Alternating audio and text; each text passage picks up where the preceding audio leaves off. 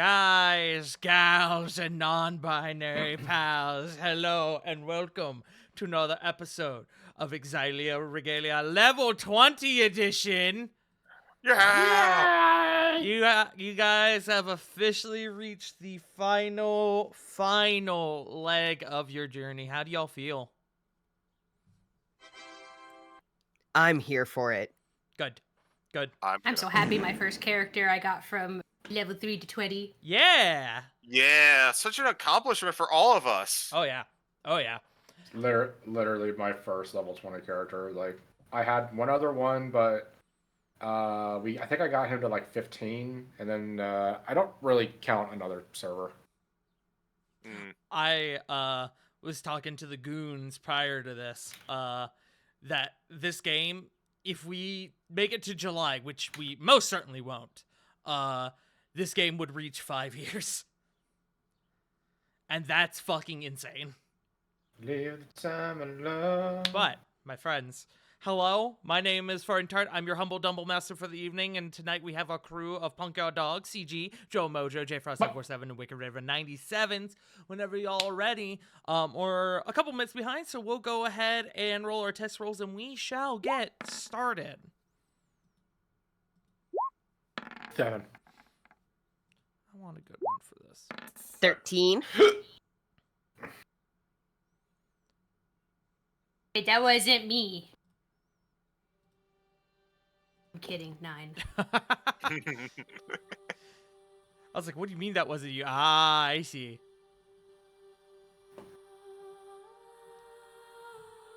Deep beneath the streets of Paradigm, Exilia Regalia has made their way into the dense underground structure known as the Labyrinth.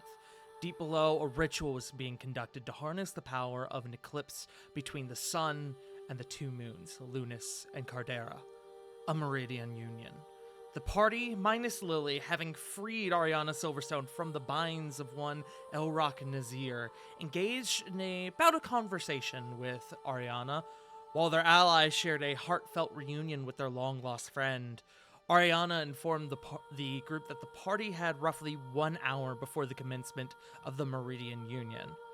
Following this conversation, the party rushed to meet their friend Lily Timbers, who had engaged in combat with an evil patron god of carnage known as the Stillborn. Alongside Lily, the newly reformed Blood Talon assassin Ozrux Timarin. The party, rejoining their friend and the likes of Oz, engaged with the Stillborn. A hard-fought battle from the party resulted in the defeat of the Stillborn, its vile, twisted heart being torn from its body by Flit, who was wild-shaped at the time. It was following this fight that Captain Lily Timbers was bestowed one final boon, the last essence of the Timarans. It is following this event, that we return to our game. The party within the confines of the Stillborn Chamber. The air here now remains still. The pressure sitting in the back of your minds is now gone. The walls return to stone. The arcane circle that lines the center of this chamber now lies dull, as if the magic that it held has faded. Upon further investigation, what could have been mistaken for ruby chalk, like the kind that Corvin keeps, is now most definitely identifiable as the likes of blood, dried blood that has been here for a very, very long time. Meanwhile, the large, flesh-like conglomeration of mass that was once known as the Stillborn sits unmoving at the back of the chamber. It is bound by chains, though the creature remains tethered to the wall with its own fleshy substance like a tumor. A massive crater carved from its chest where Flit removed the black Icarus heart that sat within. Flit, your hand now sits full, stained black from the remaining mass of the heart that you still hold. I believe you wish to do something with this heart, or what that remains of it. That which remains of it. I do. Then give me a brief moment.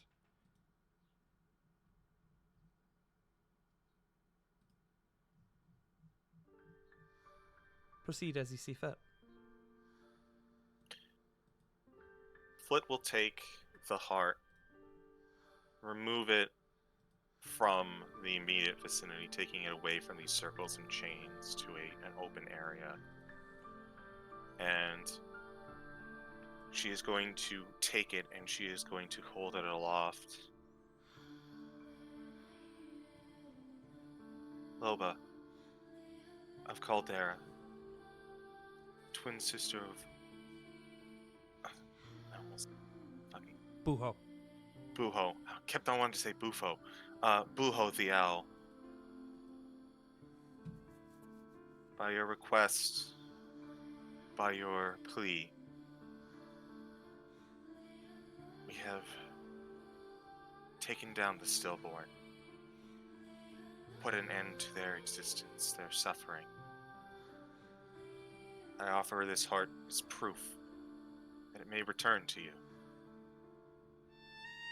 May be taken to a place beyond the existence that it once was in by those of their own blood. She is going to hold the heart up, extending it to the moon, wherever it may be. Flit, as you offer the remaining mass of heart from the stillborn to Loba, as you reach out to her, you all see as the chamber seems to grow darker, becoming nearly pitch black, even for those with the ability to see through magical darkness. Even Rovan, who has true sight at this moment. Just as the darkness seems to envelop your group, it is pierced. The chamber illuminated again by two bright beacons of moonlight. Within these beacons of moonlight, two large spectral images begin to form. From the clear white beacon on what would be your left, Flit, the visage of a massive wolf emanates. And from the other, a pinkish red beacon on the right, a visage of this great barn owl. Bigger than you ever thought possible, though not as great in size and stature as the wolf you recognize as Loba. Flit, based on your interactions with the Daughters of Caldera, you recognize the great rune wolf as Loba, and you deduce the great owl to be that of Buho, leader of the Sons of Lunas.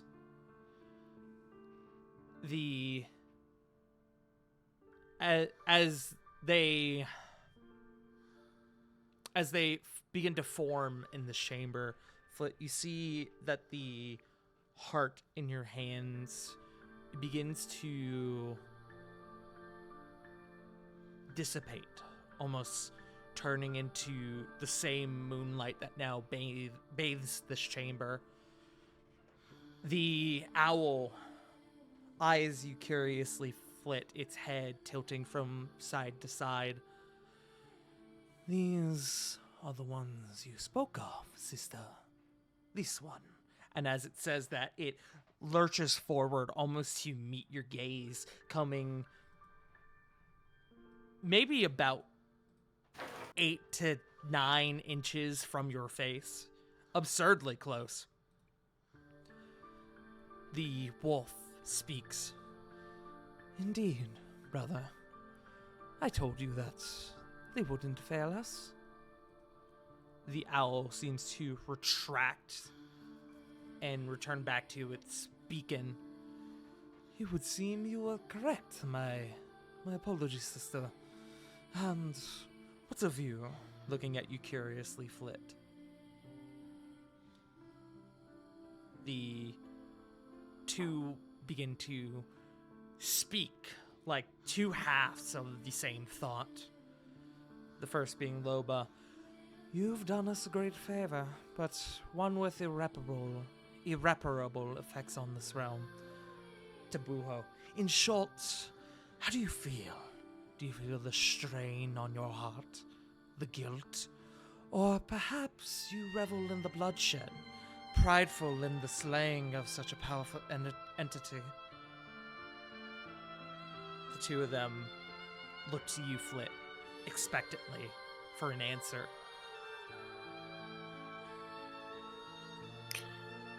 I feel pride in my accomplishments, but I feel relief that such a creature, such a being, so steeped in pain and anger, no longer has to feel as such. Hatred has been something that I've dealt with rarely, and I do not wish to continue to experience it. I am glad that such a source of it is departing, but I am also glad that it is no longer in pain. The two of them seem to turn to each other, their eyes meeting, before they share a glance for but a few moments before turning back to you. Buho speaks first. A fine answer.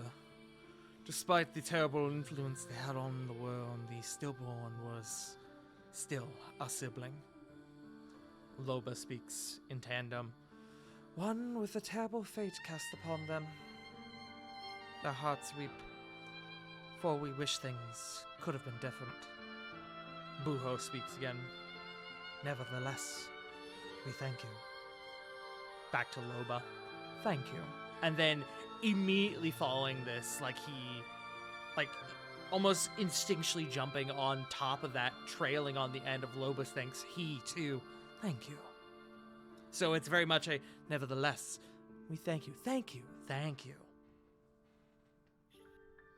And this almost ping pong style back and forth as far as their dialogue goes.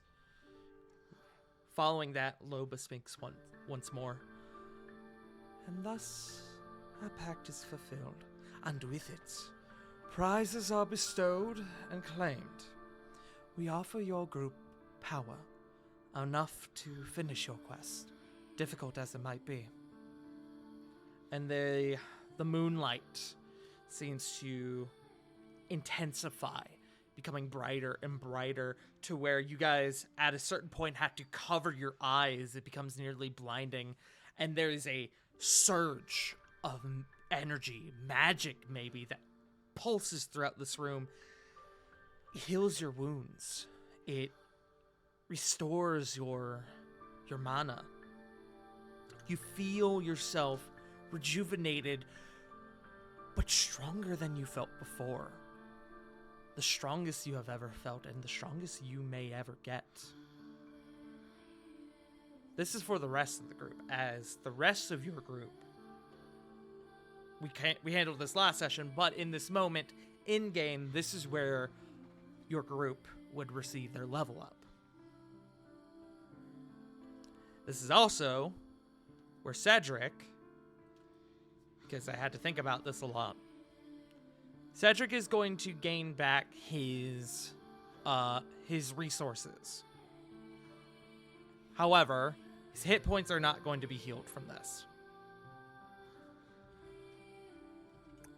Fair enough. Because Hard to level from where he was. Well, Cedric also technically wasn't part of the pact. Oh yeah, good point. This pact was between your group and them. So Cedric's resources being restored is more the cherry on top for as far as your reward goes. Buho looks to you once more, Flit. And you, Scaled One, Fellow child of Dormiria, Loba speaks in tandem with him, we grant you something greater.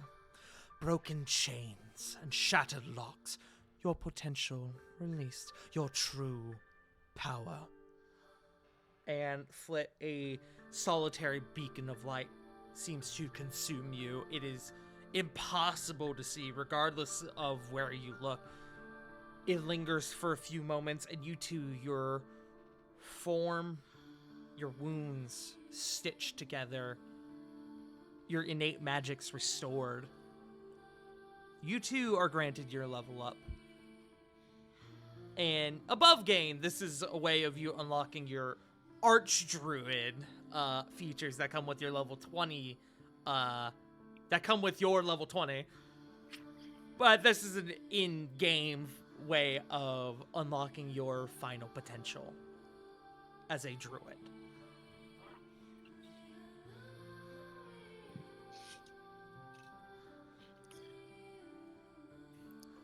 Flit, upon feeling this rush of energy in herself,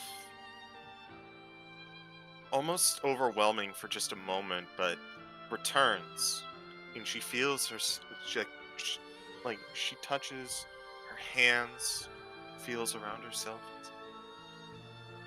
My connection is stronger. As you look down at your hand, Flit, you raise it up to perceive it, and you see as you do, there's almost this innate magic that twinkles off of it. These almost sparkles that fall to the floor, and as they do, in this purely stone chamber, grass and dirt and flowers begin to form. Primarily that of nightshade, which is interesting from your perspective, but lilac and lavender as well begins to form this patch of nature at your feet. It is a few moments before it stops, but what was generated remains.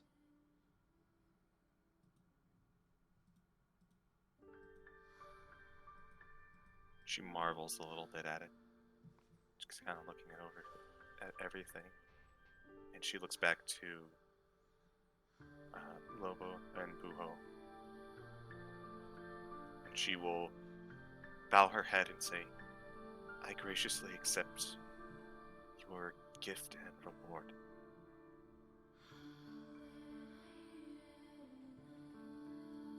You have well earned it, child.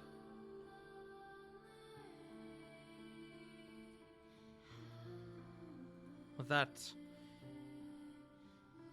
our pact comes to a conclusion, and you still have matters to attend to. Good luck, child of Dormiria. And as she says that, the beacon fades and Loba vanishes, and Buho looks through the rest of your group. And to you, children of the realm. And as Buho flaps his wings, his beacon as well disperses, vanishing, the light and the darkness both fading from this chamber. And you guys are left on your own.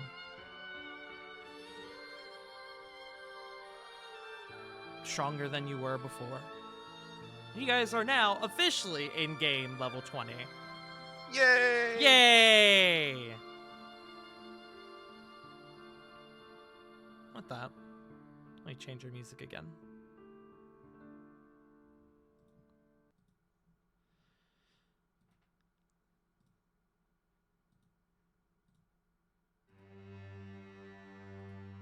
You guys now stand in the midst of this chamber belonging to the Stillborn.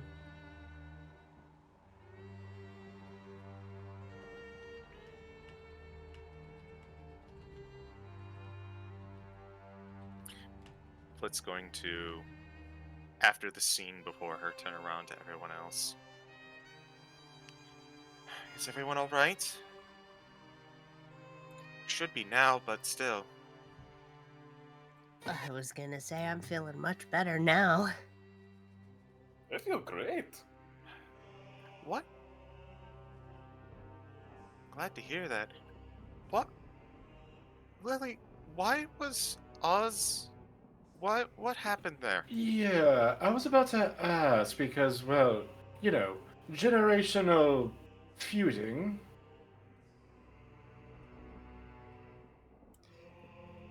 His hatred was being tied to the stillborn. It was like controlling him.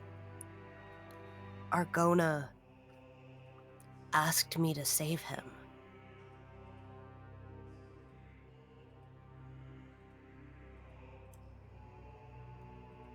I figured it was better than trying to fight two at once, and she loved him, so...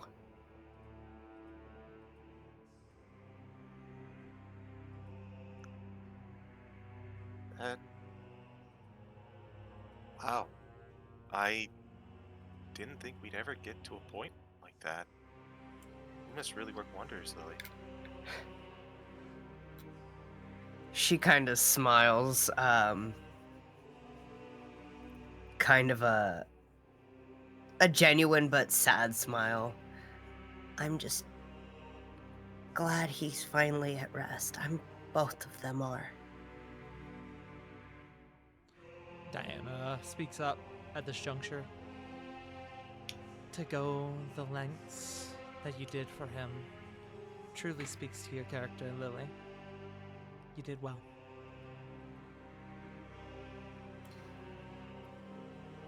I appreciate that.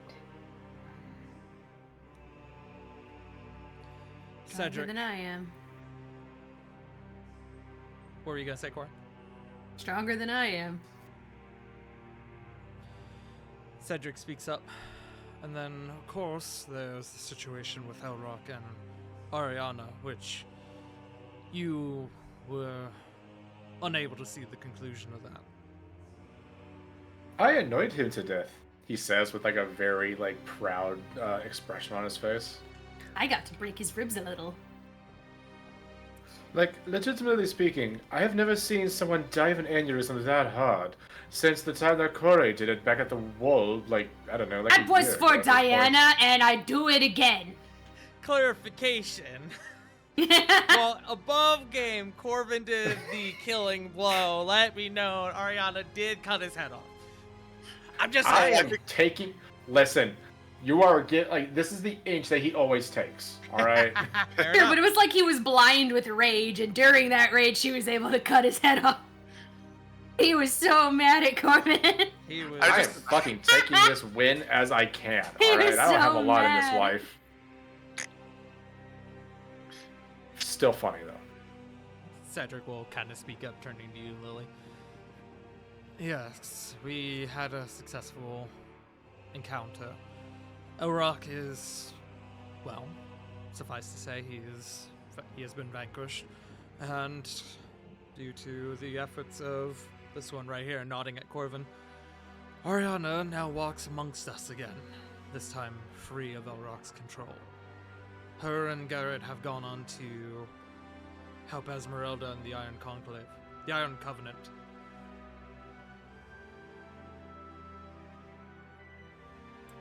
I'm glad that y'all were successful too.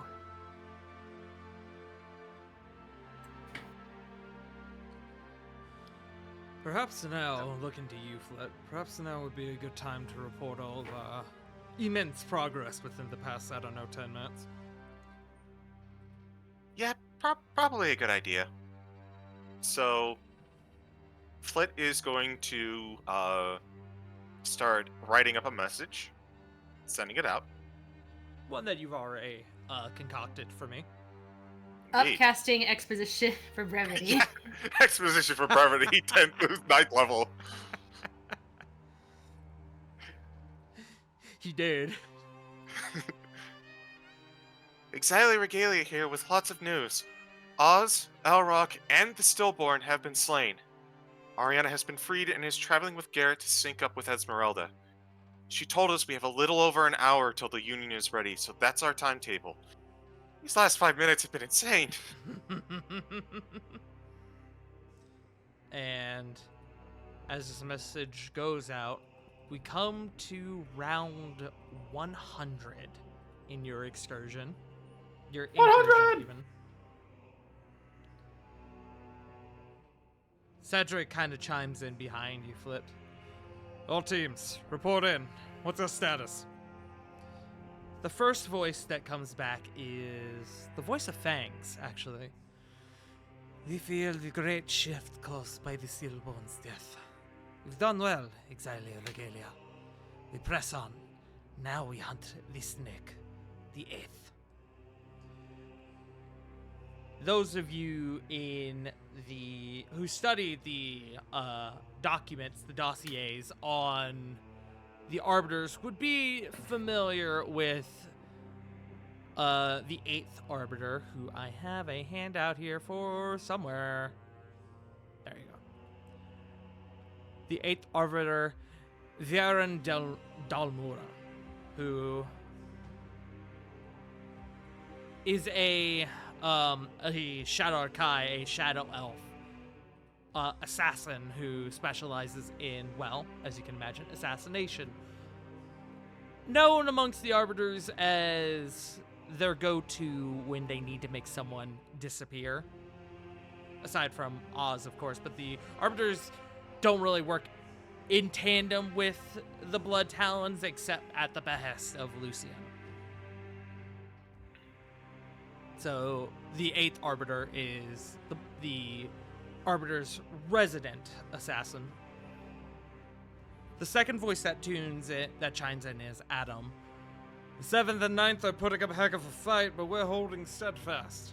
No one gets through. The third voice being the voice of Canthmore. Ha ha! About time Ariana got her head on straight.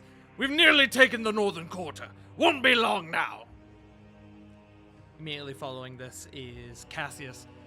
My friends, you surely know how to boost morale. We've managed to secure the majority of the civilian population. Everyone keep up the good work. The next voice is Nicholas. We've taken casualties, but Garrett and Ariana have turned the tide. Though we've lost sight on Lucian. Everyone watch your backs. Reno comes in afterwards. The Brood Knight has given the stragglers a way out, but we're priming Sindri's. Charge us to bury the nest now. Stand by. The next voice that comes through is Sarah. We've just about wrapped up here. We'll soon have our mystery prisoner in our care. We'll update soon. And then the final voice in this mass correspondence is the voice of Theon. We finally determined the purpose of the bell tower, no thanks to Garrett. Soon the bell tower will be fully disabled. Cedric, after receiving all this, chimes in. Alright, everyone. Clock's ticking. We're continuing down. It's all hands on deck. Good luck.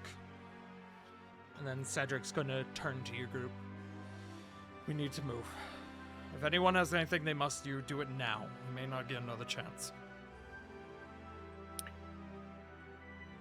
So, first of all, a couple things. I'm going to share that mass correspondence in the Paradigm correspondence chat. Oh, didn't format correctly. Hold on. Ooh. This will take about a moment. So another status update as to where everyone is at. Next thing. With the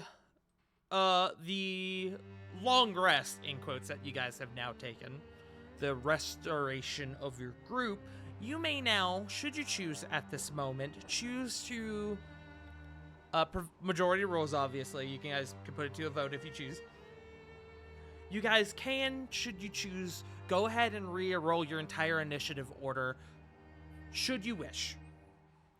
Or, if you're fine with what you've got, you can keep it and we can move on. I'm okay with re-rolling. I can reroll. I'd like to keep. Unfortunately, we got to, if we're going to re-roll, everyone has to re-roll. I want to re-roll. believe I've got majority rules in favor of re-rolling, but I still need Lily's opinion on the matter. I'll re-roll. Okay. Then give me a moment. I am going to take everyone off of initiative. I'm not going to add it. I'm not going to add y'all on back, or I'm not going to add y'all back just yet, because I'm going to add it on when y'all get to the next level of the labyrinth, the 4th floor. So I'm going to take it into account in my notes, and we'll go from there. Understood. So we'll start with Cedric and Diana, if that works for everyone. So Cedric with a 26. Diana with a 13. And then I'll do Alabastrom as well, just for when he rejoins the party. Alabastrom is just a dex check. Alabastrom with a 20. Very nice. So let me do that first. So Cedric, 26, Diana, 13, and then Alabastrom with a 20. We'll go in order if that's cool with everyone, just so I can we'll do this one at a time. So I'll go left to right on the order of my screen. So we'll go Punk first, Corey first.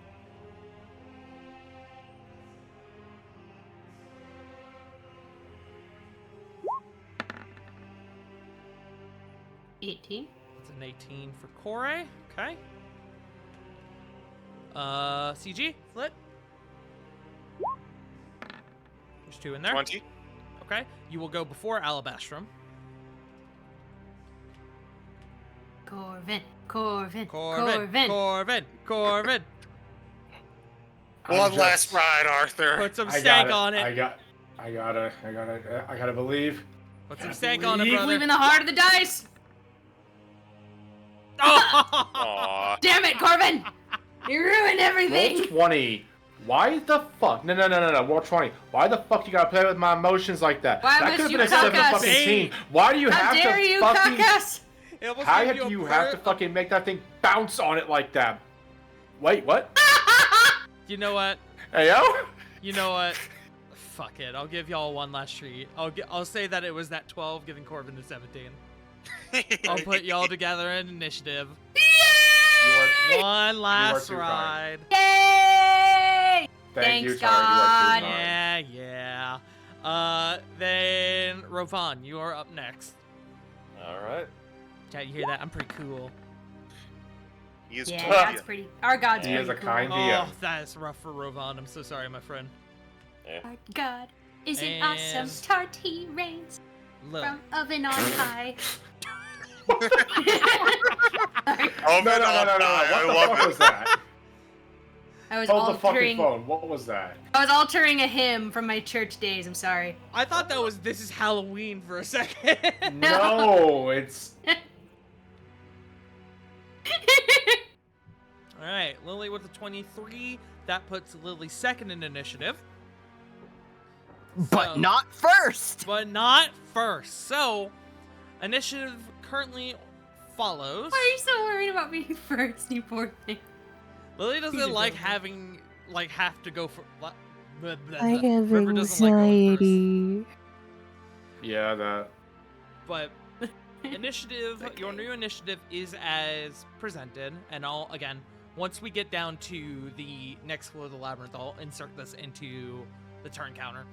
It goes Cedric with the 26, Lily 23, Flit with a 20, Alabastrom with a 20, Corey with an 18, Corvin with a 17, Diana with a 13, and Rovan with 7.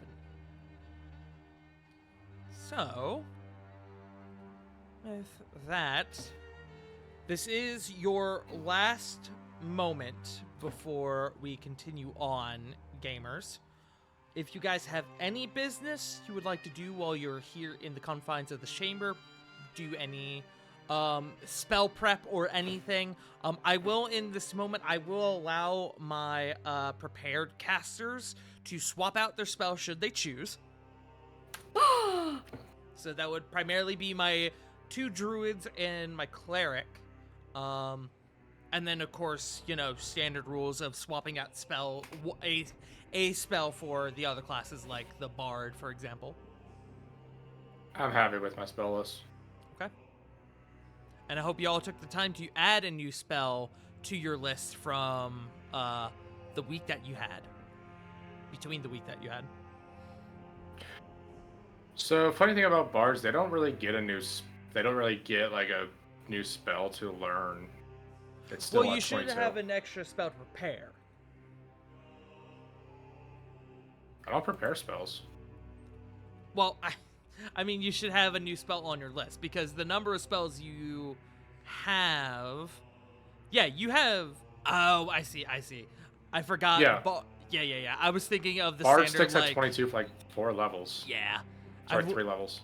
I was thinking of the standard, like your spell list equals your class level plus your spell casting ability, yada yada yada nonsense.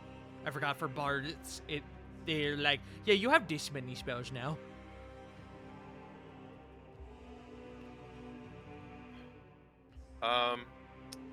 I'm going to let's see. Well, I'll knock this. I will also, just for point of order real quick, for those of you who had effects on you already, like Ravon's True Sight, the Mind Blank, those are withheld. You still have those. Those have not faded. Excellent.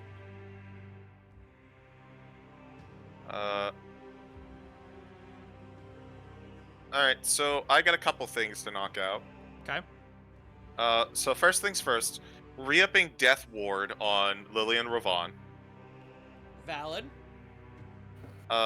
Second, I'm going to cast an Aura of Vitality, and I'm going to sink it all into Cedric. Okay. That will put Cedric back up to full. Okay. And lastly, I would like to have a little, just a small moment, as Flit just kind of like, still kind of feeling around with the blessing that she received. She kind of understands what this means now, and she's going to hold out her hand for Toshi to appear. And Toshi will appear. He will slink out from where you expected to come up onto your hand. He actually pokes out around your collar, and he looks around, and he sees your hand, and he almost like, oh shit, goes back in and crawls up your arm to the hand. So, we're going to pull a move that I haven't done for a while now. Mm-hmm. And we're going to swap. Toshi is going to become Flit, and Flit is going to wild shape into Toshi. Okay. I will just at this moment, I will just put a blue icon on your token just to make it be known that that is Toshi. Mm-hmm. And as we perform the swap, we just kind of look at each other and respectively, determinatively, knowing what we're about to do, lem at each other. Okay.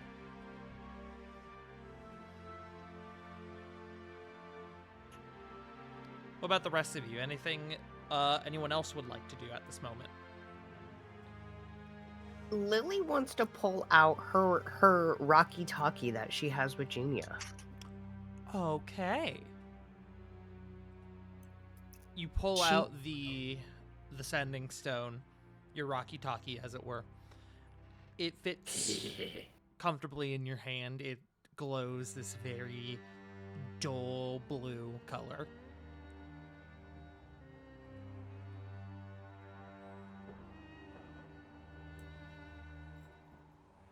Hey, I just wanted to let you know that I'm safe. He's gone finally.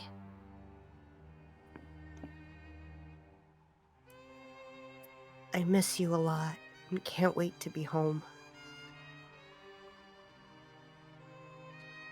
After a few moments, you would receive a message back. I'm so glad to hear that. Please, Stay safe. Come back home to me.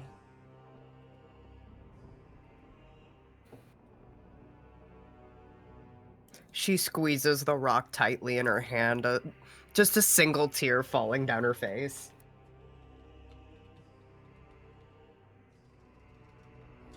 At this point, you would actually feel a tap on your side, Lily, from a stature even maybe not as tall as you, but definitely close to you, similar in stature to you, from Nexus, who, looking to you, goes, "Are you okay?"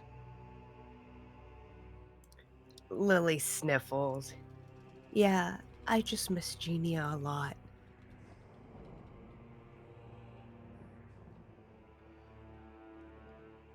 I'm sure she'll be happy to see you come home. I know I'm sure that she'll happy when all of us are home. I didn't really know what to do with that big thing just now, the stillborn. I kind of froze. I was unlike anything I've ever seen.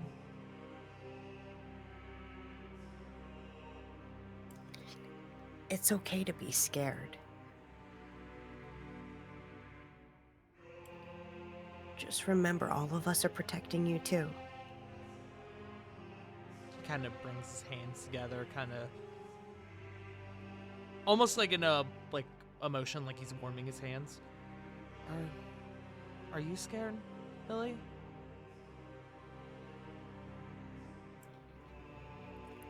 That's my secret. I'm always scared. To that, he kind of smiles a bit. I'm glad you're okay. I was really worried.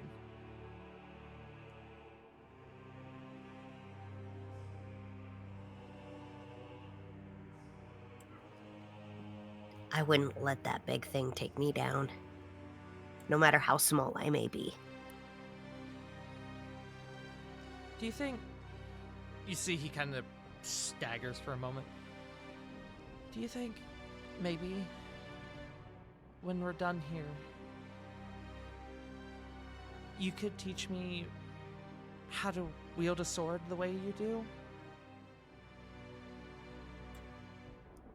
Absolutely. Thank you.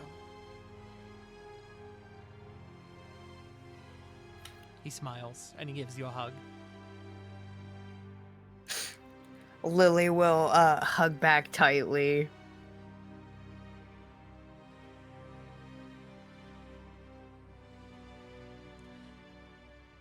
Anything else within the confines of this chamber, my friends?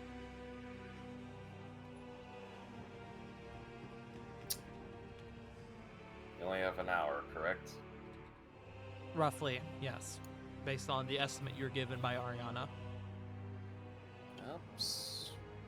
So, with the healing, it would have been considered almost like a long rest, yeah? Yes. Okay. I got something if you'd be alright. Yeah. Invoking Trickster's Escape invocation. Ooh. I will bring up the spell just in case. Excellent. Okay. It will last for only an hour, but it's completely worth it. And Okay. not a concentration. So, I will ask you to, on your sheet, because we're trying to track the time for these spells. So, at this moment that you're doing this, we're in round 101 for as far as the initiative goes, which by the end of it will be at 2 hours and 4 minutes. So, I will ask that you mark on your sheet 3 hours and 4 minutes for the sake of when freedom of movement ends. Okay. Copy that. You said 2 hours, 4 minutes at current junction, yes? Yes. As of the end of this sort of preparatory phase we're doing, which is going to be the entirety of round 101 in initiative. copy that. That leaves 32 minutes, 36 seconds on, or 32 minutes left on Trucy. Okay. Anyone else? No, I'm good. Nothing that I have really lasts all that long.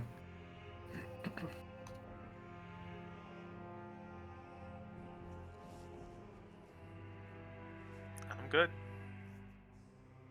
Corey? You're the only person Sorry? I haven't heard from. Just wanting to make sure that you don't have I don't have anything to do, not yet. Because most of my stuff takes, is a battle buff that would go off in like 10 minutes. So no. Okay, understood. Well, if you find you have a moment where you want to, if it's on your mind, if you find that you have a moment where you want to instigate that effect, if you want to activate it, like in the midst of, like prior to something happening, or say you getting ready to jump into combat, you want to go ahead and cast that on yourself because it's on your mind, just poke me and we'll do it then. Okay. I'll let you know. Yes. So, with that being said, with the end of round 101 in initiative, we go to round 102. You guys begin to move once more.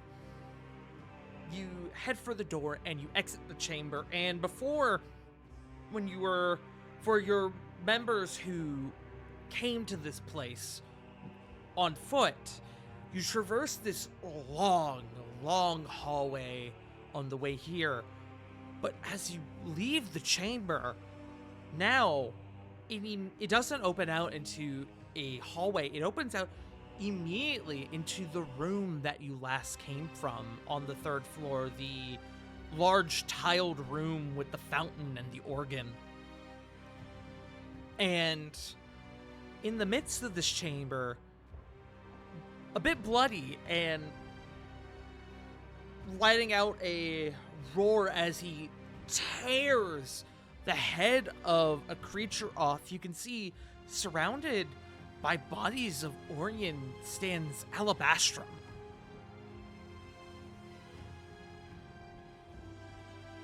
Oh, hold on, I gotta pull Lily over here. I forgot Lily wasn't over here. Sheep! That's a good guard, kitty. Alabastrum now seemingly having come back to his senses from when you guys were heading towards when you last saw him.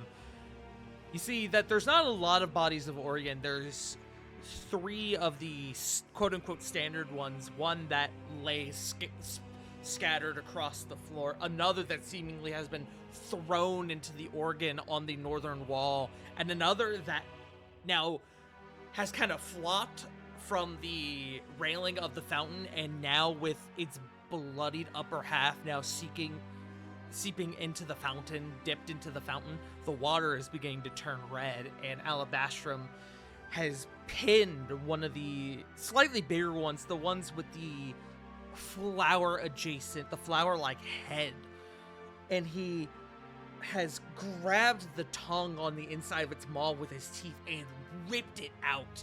And then as the creature stops moving, as it stops resisting and just passes away, Alabastrum lets out one final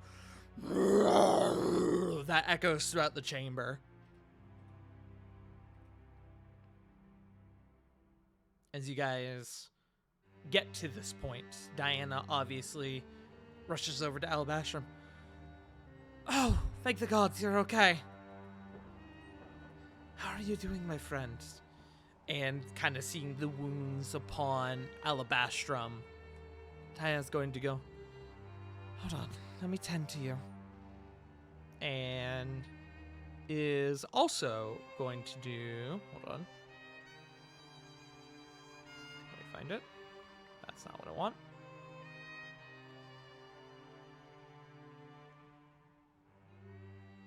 I have lost it. Hold on. Oh, that's right. She don't get this for whatever reason, which is stupid, but that's fine. She will do a 3rd level Cure Wounds upon Alabastrum. I shouldn't really have rolled, which is, whatever. So it should just be 60 on top of that, so a total of 32.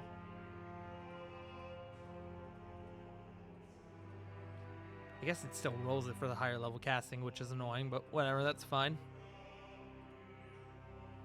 I wonder, hold on, can I adjust that? Can I? Sorry, I'm doing on the fly maintenance.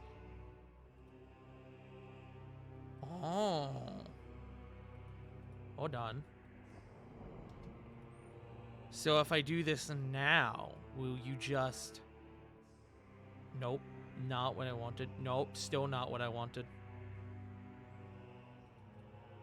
Hold on. I think I've broken it now. I sure have. Alright, cool. Stuff for later. As Diana just continues casting Cure Wounds. Diana is burning her spell slots. Magic.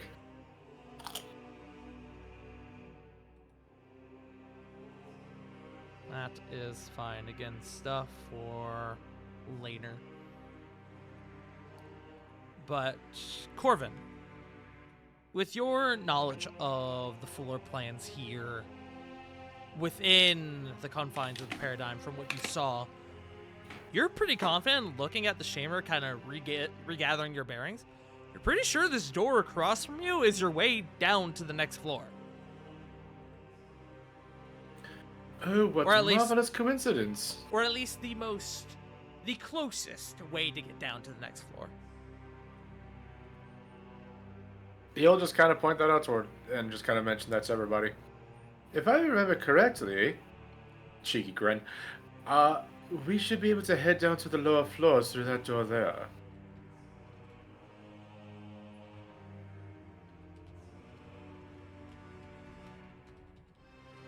Then let's go. The voice from inside the robe says.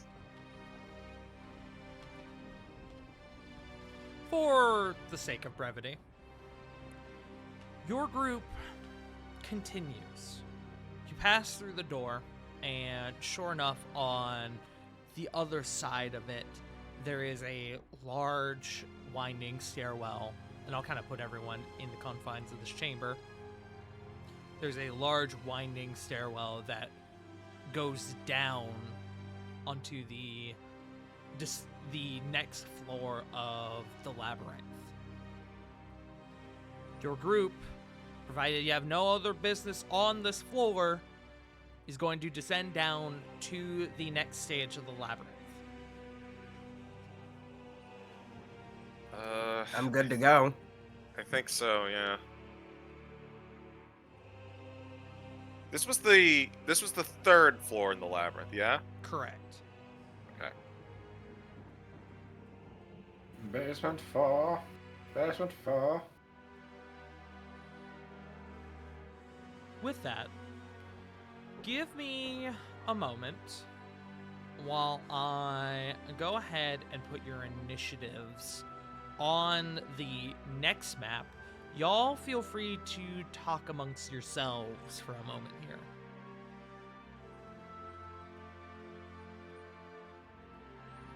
Shoutouts to Nexus, by the way, who's taking this like a champ. I know that boy's gonna need like a million hours of therapy after this. Oh, but... Yeah, but he's also Yeah. really holding his own.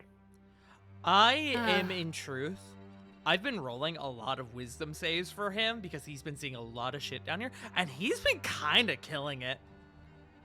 Like, that's not even, like, really a joke. Like, he's had a couple rolls, like, a couple, like, decently low rolls, but nothing, like, super absurd. Like, I think the lowest he's ever made thus far on a morale check is what I've been calling them, has been, I think, like, an 8.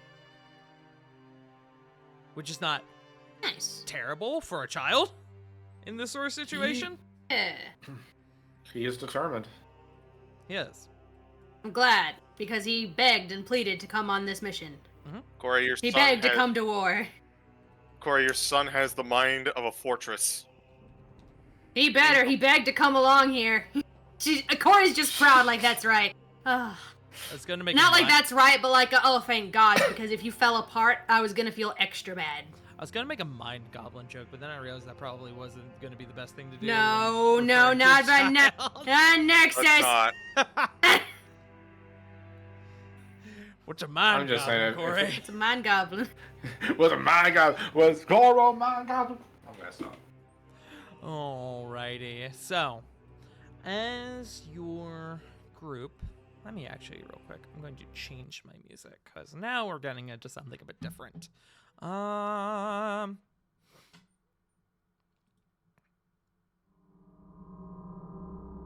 Yeah, that's fine and appropriate for what I had envisioned. As your group descends down into the 4th floor of the labyrinth, another round goes by. Technically 2, actually, because we go from round... you descending the stairs, being that minute of your group descending the stairs, we come to round 104.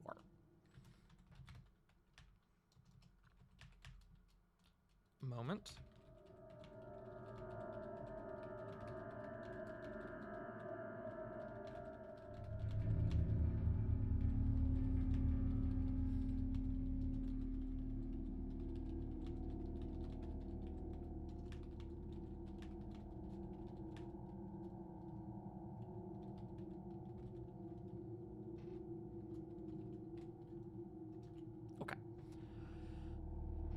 As your group makes their way down to the 4th floor, you can feel that the air gets colder as you descend. Not overly so, but noticeably so. The 4th floor has a similar setup from the floor before, though the walls down here are much smoother, almost like the walls are a singular structure rather than individual bricks. The sconces along the walls that would normally light the chambers have been exchanged for what now looks like almost like tiles in the floor that seem to light up either through magic or through some natural effect of the material. These tiles have been laid in rows to keep the halls alight, as well as a faint trailing of them lining the walls. I would like either, if you are trained in Arcana or in Nature, you may make one of those choices or one of those rolls here at this moment to try to identify what this material is. 19. 14. If you are not trained in Arcana or Nature, then unfortunately you are going to be unable to roll at this moment. Oh shit, you mean proficient. My Yes. Yes. bad. Ignore that. Diana is proficient with Arcana, so she will roll. I don't know why she had disadvantage, but that is oh, that's from last session. She got 21. So I've got Corvin, Flit, and Diana. Flit, you have heard of this material, though you're not overly familiar with it, though. Corvin and Diana would recognize, and Flit, you would recognize it by the name, but not by what it is necessarily. The three of you would recognize this material as Meridium. Meridium is, for Corvin and Diana specifically, it is the best description I could give of Meridium. It's a material similar to that of Kennicite, where it's a material that seems to come with this residual magical influence to it. It acts as a great holder and conduit for magic. Now, unlike Kennicite, Meridium is much more common within the world of Anahir, and it admittedly is not quite as powerful in equal quantity. So if you have like a pound of Kennicite and a pound of Meridium, the Kennicite is going to be more powerful, but the Meridium is easier to find, if that makes sense.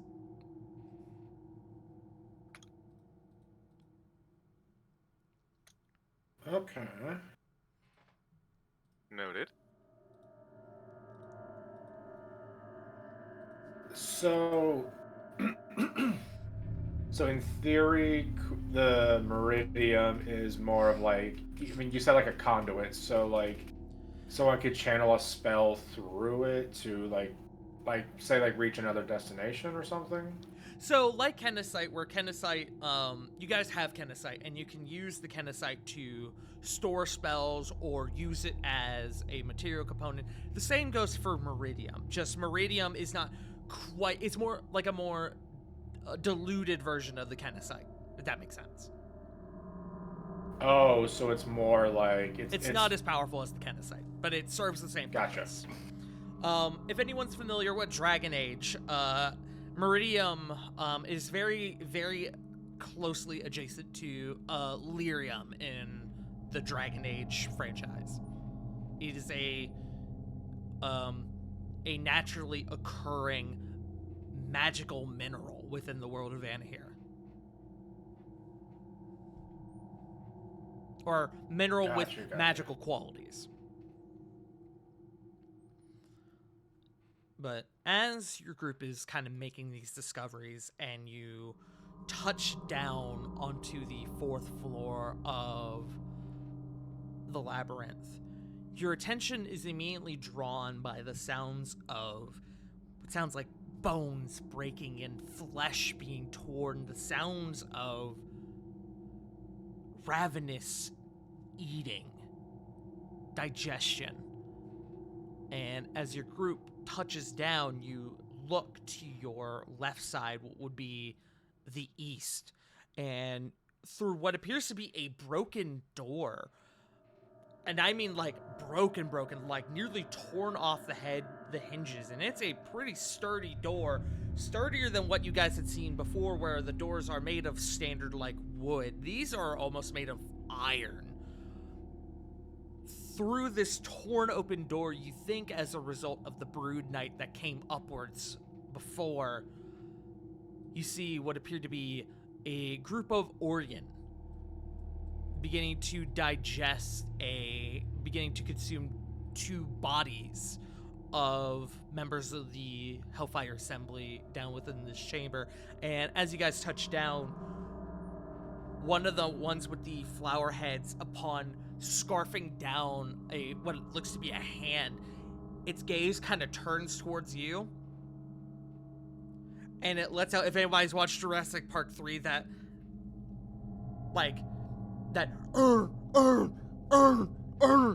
warning noise. So And what would it be more like? yeah, kinda. Good impression. And y'all haven't fought these in a while. We're gonna roll initiative, which y'all already have done. Fireball. Yeah, honestly, I suggest it. They're all grouped up. Let me see.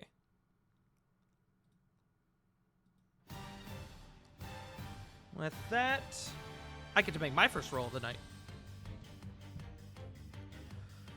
I'm gonna add these goons to initiative. The big ones rolling pretty well, but I did just realize I don't actually have their stat blocks up.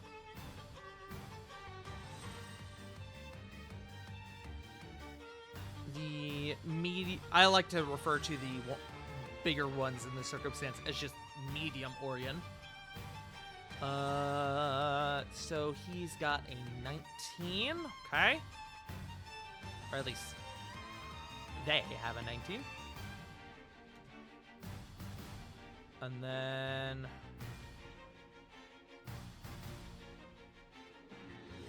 I wrote that as layer calculation. Are you kidding me?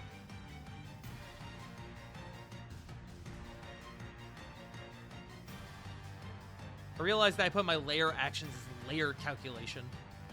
Heh. And I know it says layer actions. Don't worry, that doesn't apply for this combat. I meant to have it up this entire time, and I realized that it was not. But the smaller ones, that's not bad from them either. They also got a 19.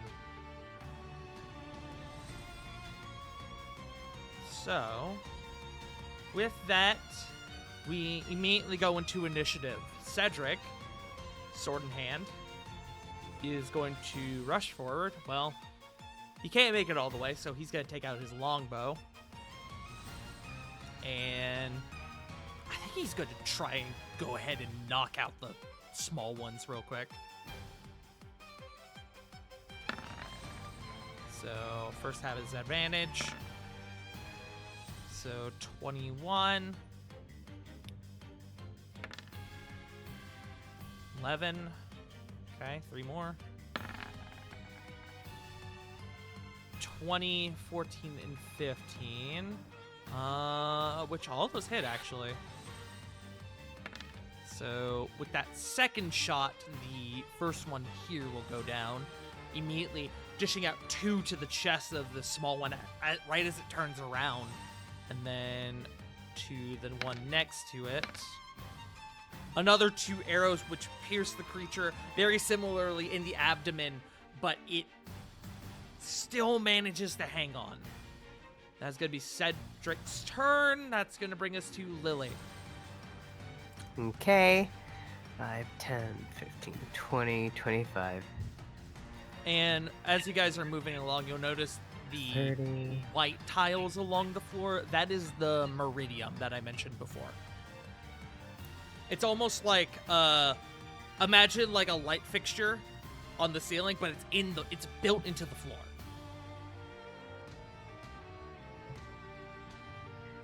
floor.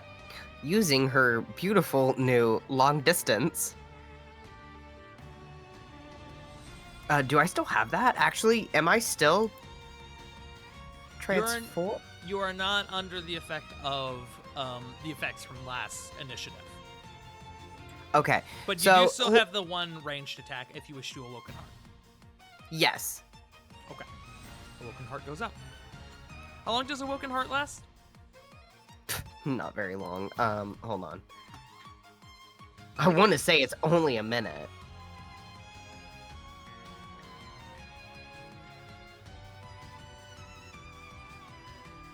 God, I have so much in my freaking thing.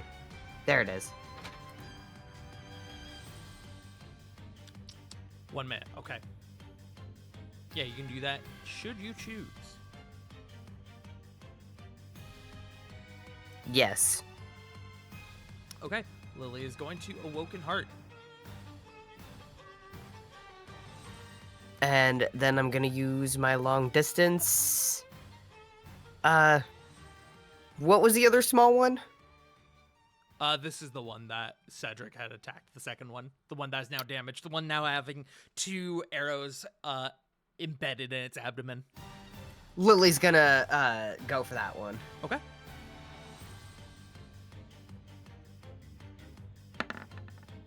$27. Go ahead and roll damage. 10 radiant. And with that, he goes down. Y'all may remember the standard Orion, while they are not very powerful individually, they make up for it in their sheer number. And that is my turn. Okay. That brings us to Flit. Okay, Flit, quotation marks.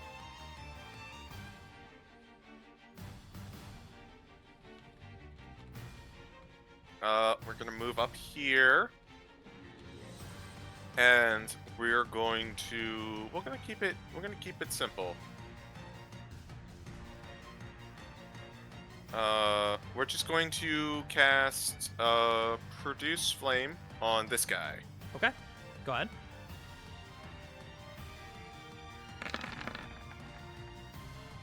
Uh, 29 for 20 fire.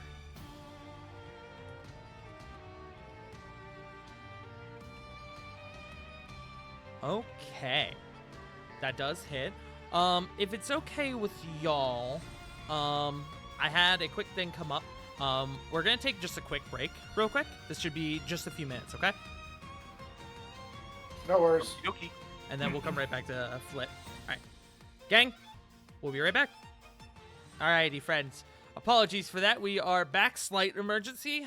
So Flit, I believe that was the end of your turn, correct? Correct. Great. Then we move on to Alabastrum, who is going to come to here using the fly speed, and he's gonna start tearing up this boyo here. So he's gonna use. Oh, he's got to do it. Hold on. If he comes to there, he can still do this. I'll just have to put these guys behind him. There we go. So he's going to attack this boyo here, and he gets the pounce ability. So claw attack for 16, which just hits. Zingus. Or, ooh, sheesh! 17 slashing damage. Well done, Alabastrum. And then Boyo's got to make a strength save. Let's see.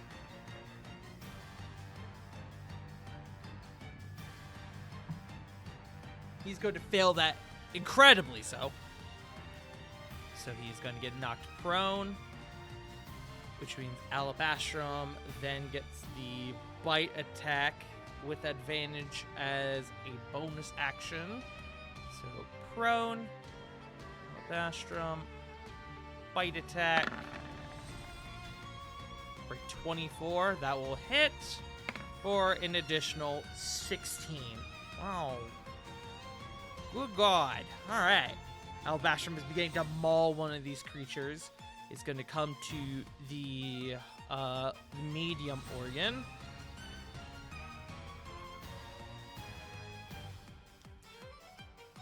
The first one, the one that is being mauled by Alabastrum, is going to use its Frightful Roar ability, which you guys are immune to. However, Alabastrum is not. So Alabastrum needs to make a Wisdom saving throw.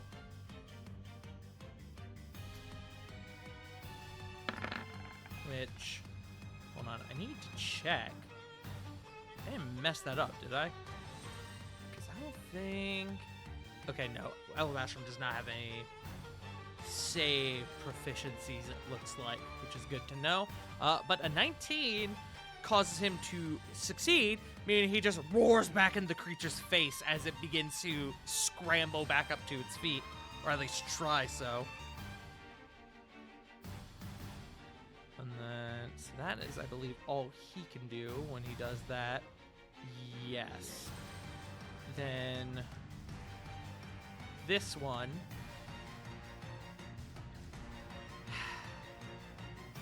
This one's gonna come for Flit, or Toshi, rather.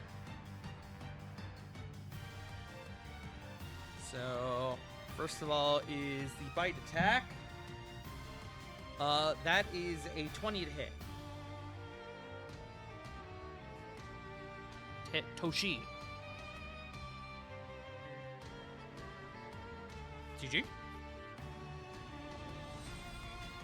I was muted. Oh. Yes, so that will unfortunately hit. Toshi does go down, but that's okay. Okay. Flit is still on the spot. If it has more attacks, it can go on Flit. Well, you are a lizard, correct? Yes. I'm not sure. He's not very intelligent. He would watch the... He would see as there are now 2 lizards on the floor. It would assume it had done its job in killing the target, and is going to go for the next target, which is Cedric. So, Understood.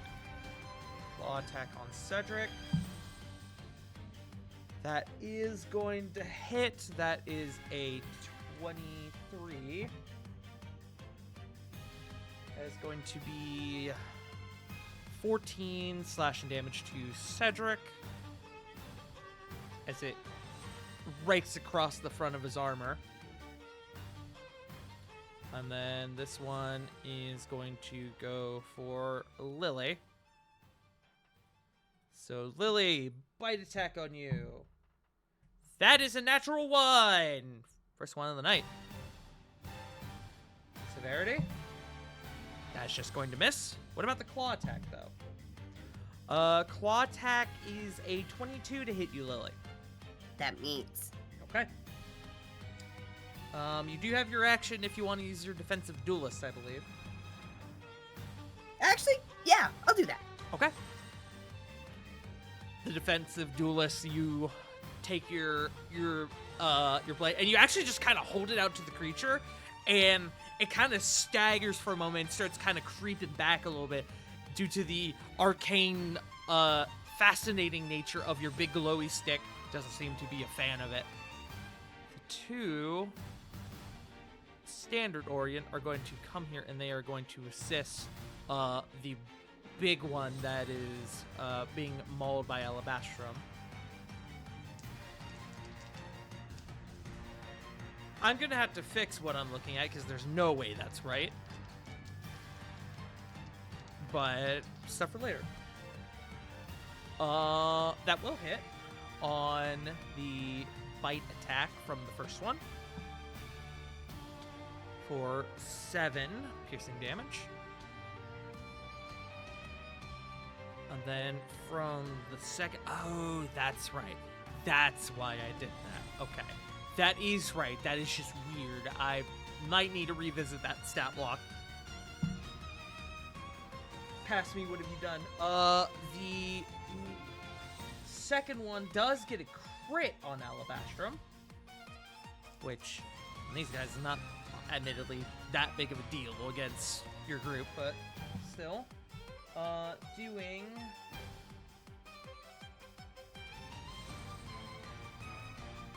14 slashing damage to Alabastrum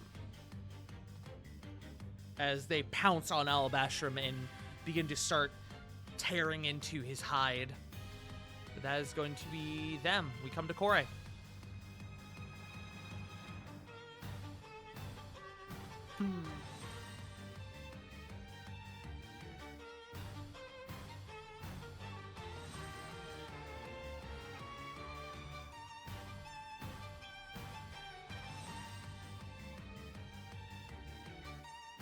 Oh, you closed the door. There you go.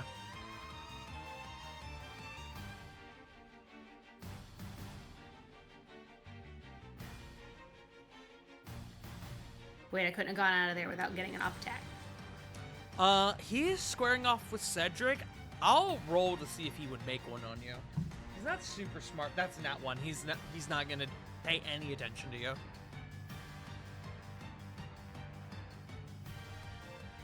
Good. And might as well whack him to get at it. Whack! Whack him. Why is that? Sorry. 19. 19 will hit. Roll damage.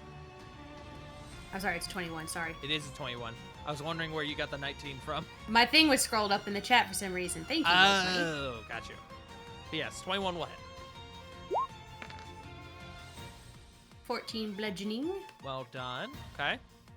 You know, we're just gonna load all rest of the 2 smacks into him.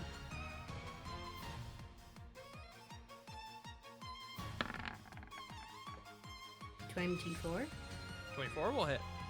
And Corey, you will notice as you are striking this creature, it seemingly has already had some damage dealt to it, which is interesting considering you guys just came upon this group. You 11 more bludgeoning. 11 more bludgeoning. You deduce that to be a residing effect of what was likely your Orient deterrent group, who is likely down here on this floor somewhere, given the purpose of this floor. Yeah. And the last Kismakity. Yes. Ah, shit.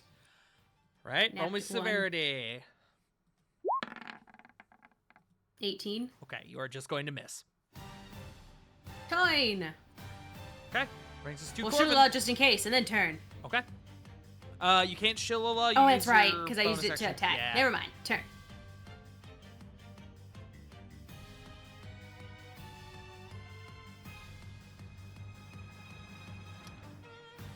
I'm gonna say he's being attacked by 2 individuals. He's definitely not gonna focus on Corvin.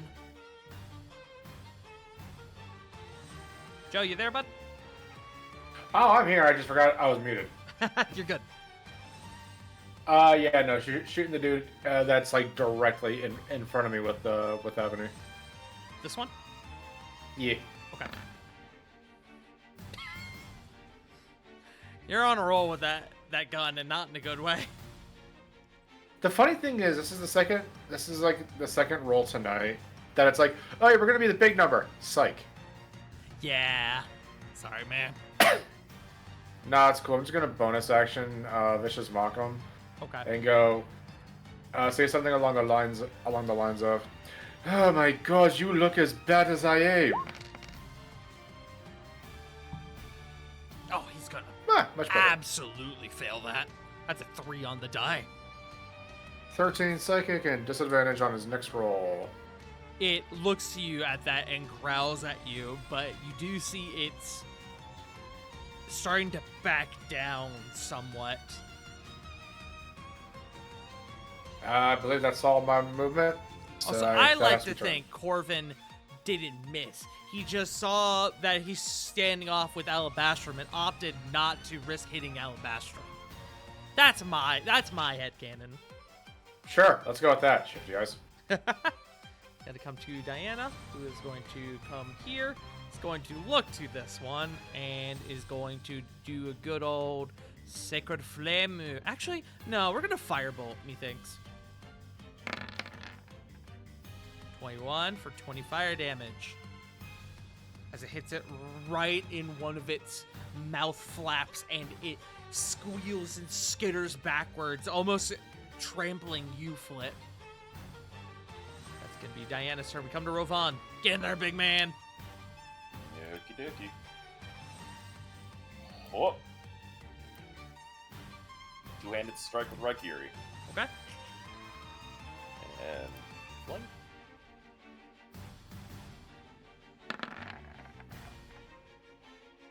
$35. Okay. Roll damage.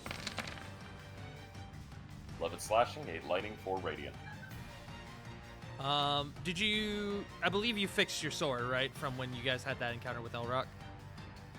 I thought about that after last session, What was wrong with my sword? because we had to take all the shit off your sword because it was functioning as just a one-handed longsword, or just as a standard longsword during the fight with Elrock. It looks like it's fine now. I just wanted to make sure we fixed it. Yeah, it's all good. Got the abilities and stuff. Great. So that He is slashing, is- lightning, radiant. He is still up, but he is hurting. Well, second burst, same as the first.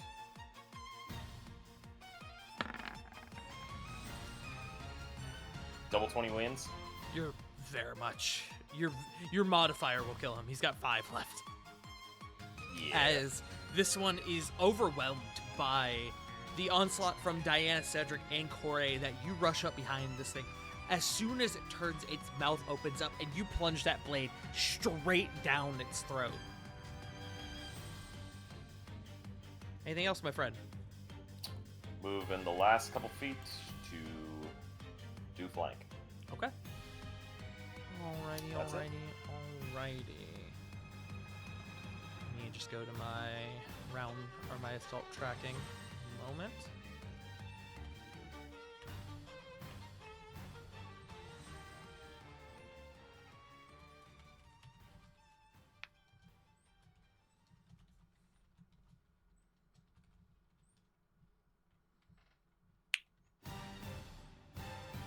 Okay.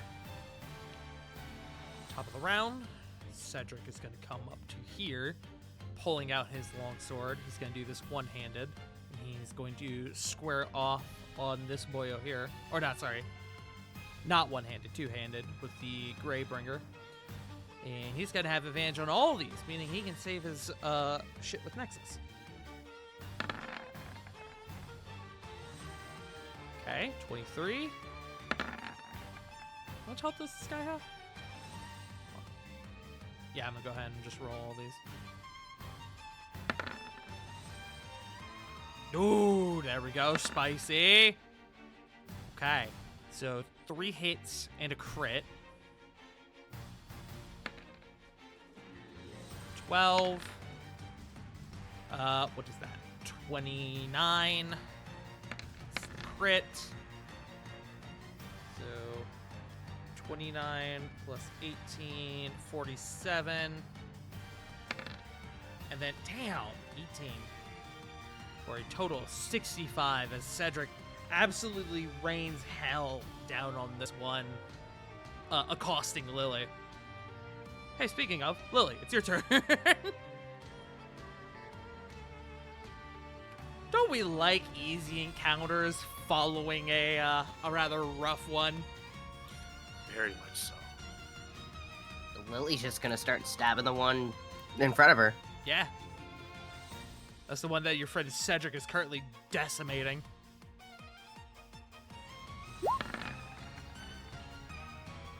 It's 32. Roll damage. 14. Okay. Next one. Ooh, there you go. Woo! Sheesh! 33 damage. God. Disgusting. That's God a spicy number. damn. Well, you only needed 14 on that second one. You got over double that, so well done. And you still have one more attack. And your movement, for that matter. Yeah, there you go. And we stab. Are you attacking the big one or the small one? Lily's probably gonna go for the big one. Okay. I figured the small ones are gonna be handled by Alabastrom regardless, so. Yeah, probably.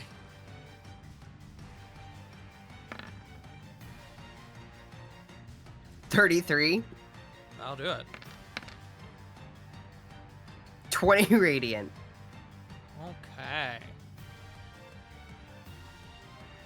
He is still up, but he is hurting, given the offensive from you, Alabastrom, and Corvin.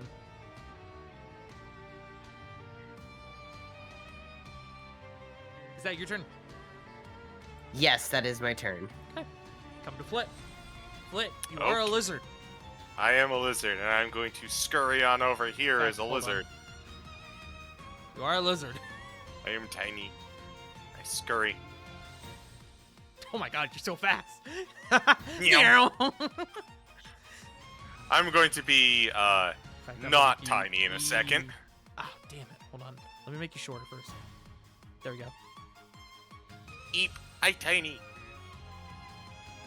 Alright. And we're going to wild shape.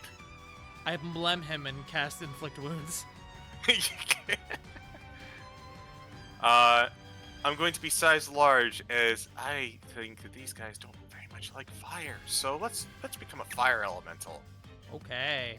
I'm gonna just put you here because who cares? Exactly. I'm gonna move on over here with the last of my speed. God, you could just do this whenever the fuck you want now. So they're all on fire. Yes. I'm going to also light. I'm going to attack. I'll just move here for the sake of ease. I'll just use I'm this gonna to light- register that they're on fire. Understood. We'll hit this white guy here, like slimy. Whoa! White! White! White. Go ahead and roll. Alrighty. Only downside about the fire elemental, not very accurate, but he does have advantage.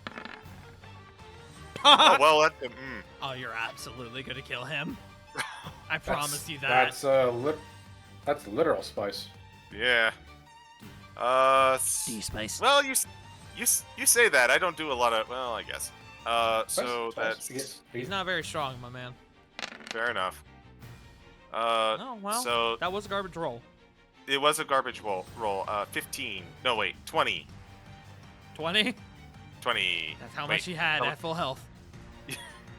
Again, they're not strong individually. Understood. Well, I got advantage on this other guy, so I'm light him on fire.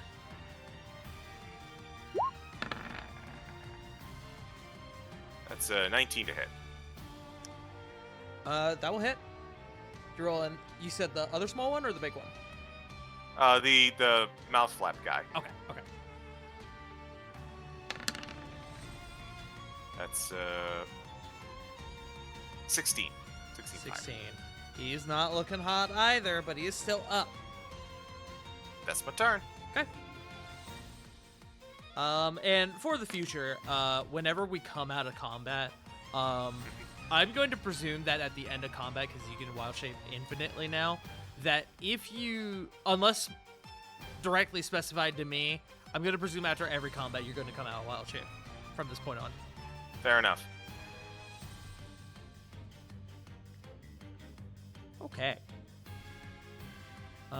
So with that guy is not looking too good. We're gonna come to Alabastrum, who is going to, he's gonna try to finish off the big guy. Methinks he's gonna bite him again.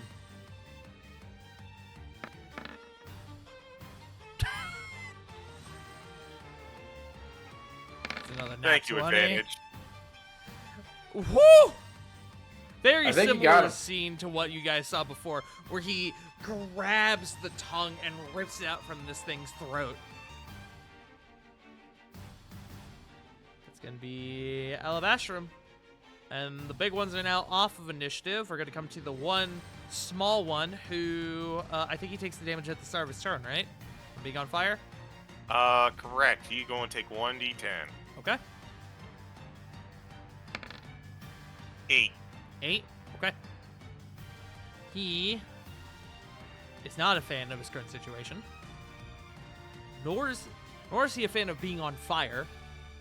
So he's gonna do like any sensible, I don't know, intelligence 7 creature would do. And he's gonna use his action to disengage. And he is going to fucking run. But he's only going to be able to get there. But he's booking it. Good to come to Corey. Button is cheering you guys on. Thank you, Am I Bob. able to? Cheering them on.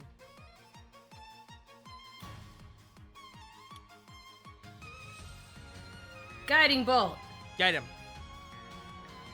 He's running. 22. 22. That'll hit. Roll your damage.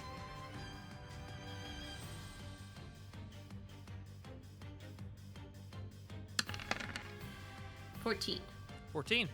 As this one is running, as it's skittering along the floor, trying to get out of harm's way, Corey, you run up and you take aim at it and you fire off that guiding bolt and strike it clean in the back.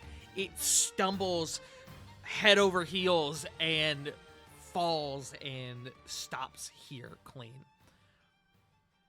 And we come out of initiative. Well done, gang.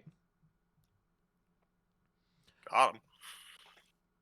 As you guys take in the scene around you, the little bit of carnage caused.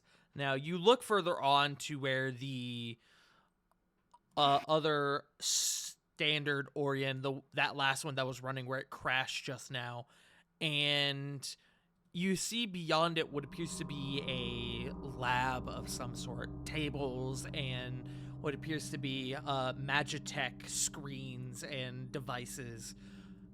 Corvin, taking in your bearings for a moment, you know that where you guys need to go to get to the stairs that go through, that go down to the next floor, you need to go south and then take an immediate right to head west. So through this door by Rovan. Just a note for you there. So south and then immediate right to go West. east. West. Well, okay. When you're Sorry, going I'm south, just- if you turn right, you head west. Oh, okay. Another point of order, this door down here at the end of the hall is much like the one you saw behind you, has been torn open, you presume by the Brood Knight that you guys fought earlier.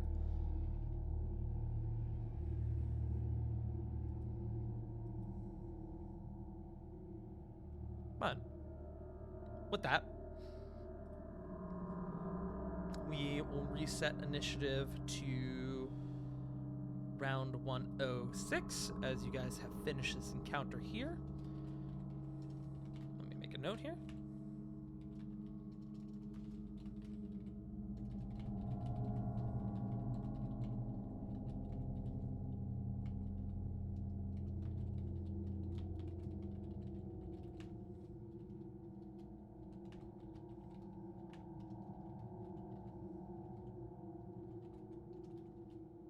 Okay. With that, Corvin as well as Rovan, I will let you guys do like your movements and any pressing things you want to do before we do the full reset on initiative. 5, 10, 15, open door. As you open the door, you're presented with a large hallway that, as it continues south, you do see the immediate turn to the right to head west, but further down you do see what appears to be another large metallic but standing and intact door. You know that that would go on to another lab like you saw on the other side. The way, from what you saw on the floor plans, the way this floor is structured, at least this wing of it, it is the lab to the east, the one that you saw a few moments ago, and to the south. And then from there are these fortified chambers that researchers and members of the Hellfire Assembly can gather arms if they need them, specialized arms, and head into what you guys would know to be the Ornian nest. But that is not your problem. You have a team to deal with that. Your group is headed west towards Ornian containment. Yep. So that was 15, 20, 25, 30, 35, 40. You look down this hallway that heads to the west, and you can see it goes on for some ways before off of this map into another wing, what appears to be another metal door about roughly 60 feet down. That's where I'd like to turn, mostly just do it. I don't want to go further down without the rest of everybody. Yeah. I presume it's safe to say that unless your group wishes to remain here for whatever reason, you all are going to head down. You all are going to follow Corvin and head down this western corridor. Rovan, you're welcome to do your movement and such as well, as a result of what would be your round at the end of the last combat initiative. Yeah. I have no problem. I'll just go with everybody. You want to move your token, or do you just want me to? I'll move it. I'll go down and go see Corvin. Okay. We good? We are. I'm just curious as to what's further down. Also, not looking for it. Also, he'll just point down towards the door towards the south. I really don't like that for some reason. I don't know why.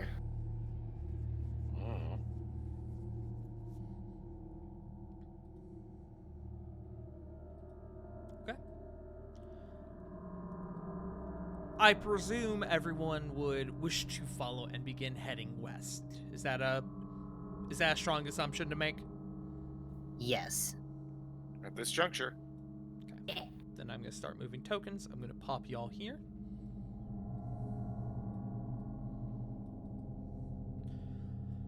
And you guys are, now that you're gathered up, Bazingus.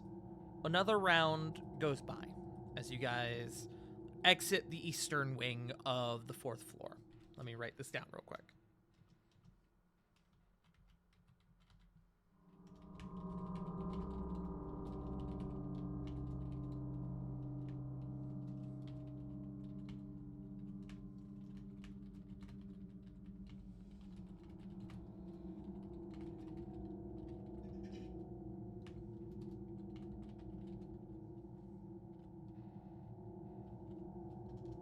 I'm just making notes in my tracking.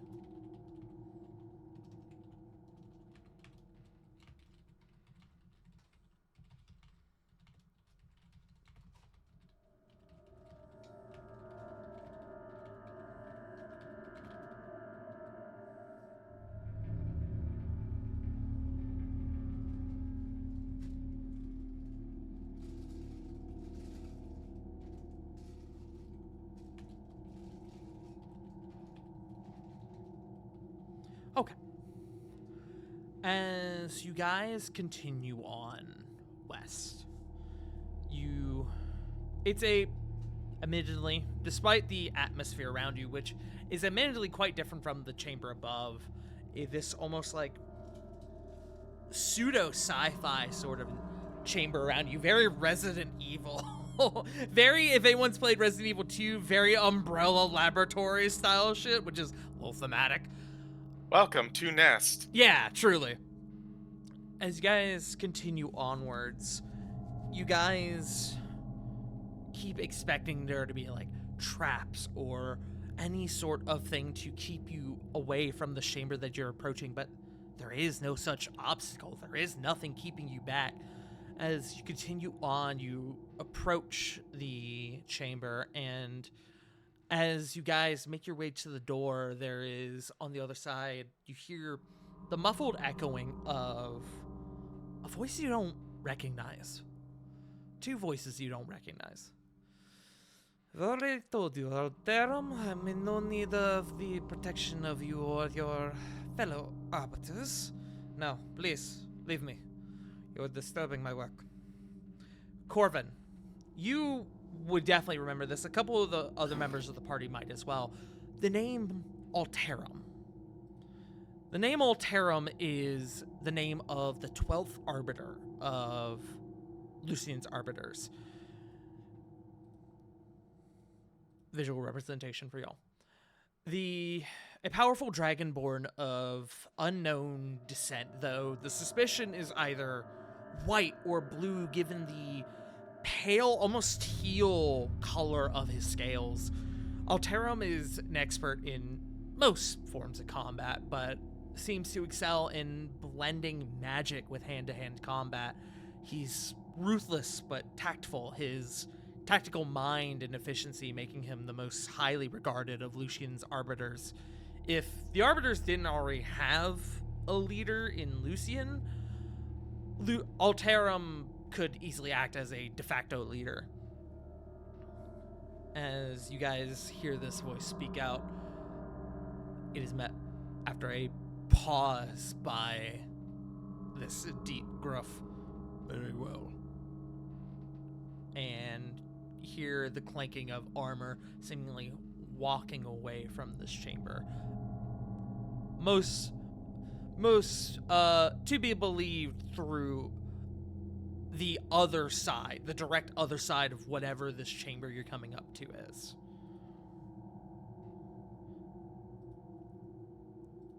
As you guys approach this door, you enter this huge chamber. The most immediate thing you notice is that this chamber is lined wall to wall with tall glass cases. They could be mistaken for columns, but they don't rise to the ceiling, only about 10 feet or so. The floor is littered with wires that connect to the base of these vessels, making it hard to navigate. You guys begin to move in a bit. Each vessel is filled with this thick liquid, a sort of pale teal color. And then contained within these vessels also sits a variety of creatures. Creatures that all share the same chitinous flesh that you recognize. Orion. The chamber is filled with Orion. Some sort of containment chamber, likely for study, research, experimentation. Your group is likely taken aback by the sheer magnitude of this chamber as the metal door shuts behind you. These doors, the door I didn't mention when you walked up to it, it opened automatically, almost like a motion sensor, just, and as you move a bit further away from it, it shuts again. Not overly loud, but enough to where somebody in the chamber who is at least paying somewhat attention could notice. Your observations are broken by the sound of a female voice, the same that you heard before. You're disturbing my work. If it's not important, please leave. I have important things to do. In the center of this chamber, hearing this voice, your attention is drawn to this large Magitech console sat in the center of this chamber, complete with this holograph display that rises up from the floor, and stood on top of it, in the midst of it, the center, is this singular drow woman. She doesn't look like she's a warrior or maybe even like a mage for that matter. She's not dressed up like any sort of hostile force like you've seen up to this point. She's dressed up just in like what you see to be some like pants, like a work shirt, a lab coat sort of looking vest thing. But she seems unarmed primarily. She doesn't seem to be decked out in armor like pretty much everyone you've seen up to this point has been. And most notably, she is faced away from you. You can see the white hair has been pulled back into that of this rather, to call it a ponytail wouldn't do it justice. It's like it's all gets, this mane of hair gets coiled in the back of the head and is kind of then from that point kind of free flowing down. It goes down a ways past the shoulders.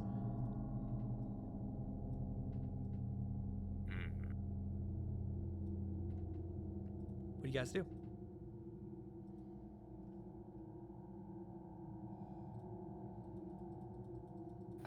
I mean, this is a head, right? Like, is this like off to like some sort of like side room or something? No, you guys came straight into this room. You guys have to cut through this chamber to go down into the 5th floor. Oh, okay. What are we thinking? Stealth? She already spotted us. Mm-hmm. Oh. I mean, She is aware that someone is in the chamber. She's not necessarily aware that it's your group. She simply stated, what was it again? She said, "You're disturbing my work. If it's not important, please leave. I have important things to do." And you see she's got like this Magitech sort of tablet held in one arm that she is swiping and doing. She's iPad kid right now. Okay, well, when you said that, I immediately thought like the Alterum was in the room with her, and she was just repeating herself. I didn't know that was just her acknowledging our presence. So Alterum did not come out the way you guys came in, but he's not in the chamber from what you can tell. You presume he left the other way, and looking far onto the other side of the chamber, you do see another door, a large one like the one you just entered. Okay.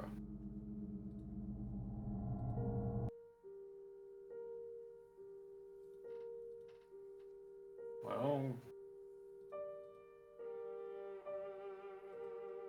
we gotta go past. We could just, leave through the other exit.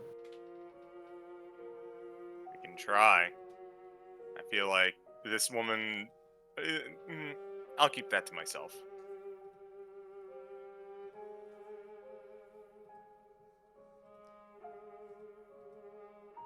You guys proceed forward. I think so. Unless anyone wants to distinctly talk to this woman, I think we're going to attempt to slip by. But I honestly have nothing to say to her. Nope. I'm curious, but I don't want to blow our cover unless we're blown. Yep. As we just attempt to walk through with Alabastrum. I was about to say, this is a large chamber, and ultimately you do have to at least go past her to get through this chamber. As you begin to move forward, her hearing the sounds of multiple sets of footprints and armor and not being met with a verbal response, you do see she stops, and her head kind of perks up, kind of ever so lightly looks back before fully turning. Not like she doesn't like take a full like 180 turn, but she kind of looks over her shoulder and she sees your group, and it's at that moment that she turns and faces you proper. And I will show you the art for the woman you see before you. Hold on, I have to block out her name because she has not introduced herself yet.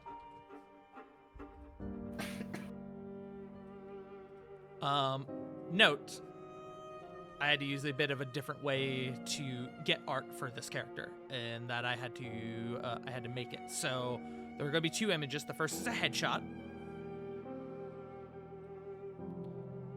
And Interesting. the second is a portrait view. Understood. A drow woman, again with this like coiled back mane of white hair. She's got these white markings, all tattoo style markings all down her face, but the most interesting aspect of her is that her eyes, her scleras are completely black, but the retinas or the iris is like a emerald or even a jade green color. She turns and she looks at you, her tablet still in her arms. Ah, you're the ones they warned me about. It's no surprise that you managed to get past Elrock. I did try to warn him. Though, I'll admit, I'm impressed to see that you managed to get past the puppets. What was her name? And you see she kind of like, she actually closes her eyes and seems to kind of, that like come on motion with her fingers. What was her name? Ariana.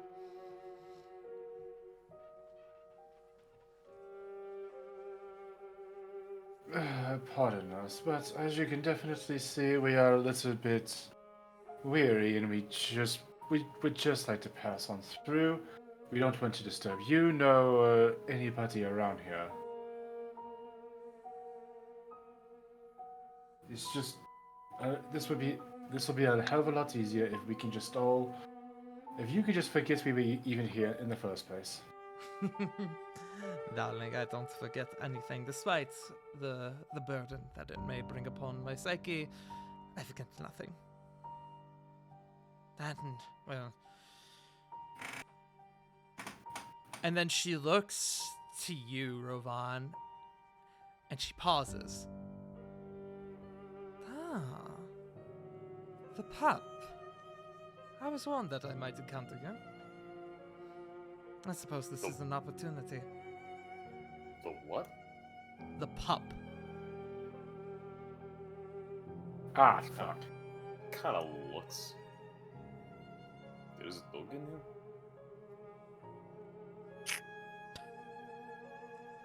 Yes, I was warned that might be your response to that nickname. Regardless. And Rovan, you and your group, you hear behind you as the door opens again. And there is poof, poof, poof. Heavy footfall in iron. And as your group looks back, as the door shuts again, you see the massive, statuesque figure clad in that fully enclosed vault of a suit of armor. Your father. Well, you've got to be fucking kidding me.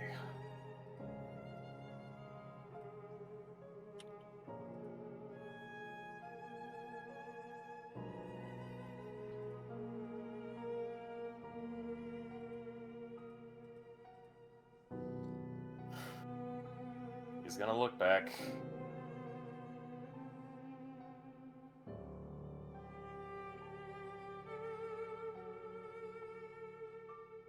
Surprised to see you in here.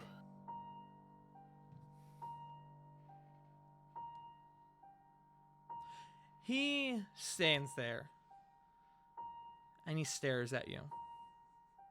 But there's no response. I'd like to insight that.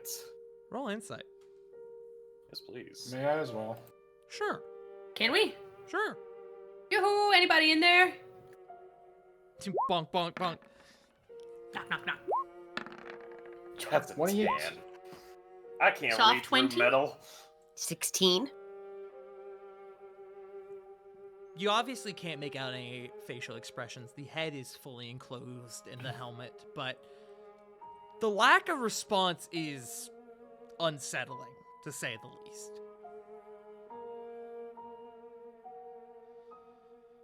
Oh, that's ominous. Usually the talents have some sort of snappy response, as if they think they're... Sorry, let me rephrase. They usually have some sort of snappy response, as if they think they're clever. The family does that. The woman chuckles again. If you're looking to injure ego or pride with sharp words, then I suggest I'll have to ask, in fact, that you please return the way you came. I have no time for conversation. I've already fallen behind schedule, as she begins to turn away again. Schedule for what? But what else? Our lovely event that we have coming to... I can't bother. I cannot bother.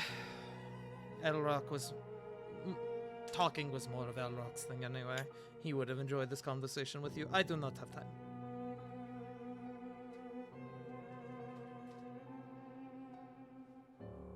Neither do we, so we are just going to go on through. As you guys prepare to move forward once again, you guys receive a sending message from Sarah. Guys, you aren't going to believe this. Secret prisoner? It's Ravan's father. Oh! Huh? Nani the fuck? You feel your hearts drop. I need different music. Hold on.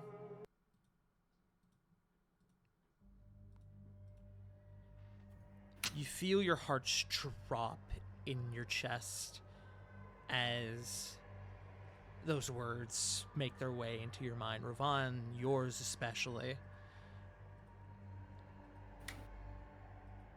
Instinctually, you guys turn around and face the large, statuesque man behind you. And as you stand there looking back at him, from behind you, from the position where Asha... I fucking spoiled it. Where the unidentified woman is there. I didn't hear her name. There is another... the crashing of metal, the splintering of stone, as you guys look back at another massive suit of armor. No. Oh no. They cloned him! Oh, you've got to be fucking kidding me. Hey, Ravon, does this count towards your oath? I don't know. I don't like where this is going. I'm really. I think we found a loophole. You know, I really must thank you, she calls out, but not facing her group. Without your father's betrayal, I never would have found out the secrets of his armor. A true marvel of combat engineering. The runesmith who made it must be proud. But now that I've unlocked its secrets, replicating it is but a trivial matter. Artifice. These are animated, Wait. aren't they? Well, yes. Errock always had the vision and the arcane prowess, but... And at this point, she turns around again. But I've always been the scientific mind behind this operation. Wait, betrayal? What did he do? Oh, that is quite the story. After your last excursion, his last excursion to, what was it? Zone, that was it. He came home proclaiming all these things, defying the lady's will, and so, well, she had him imprisoned.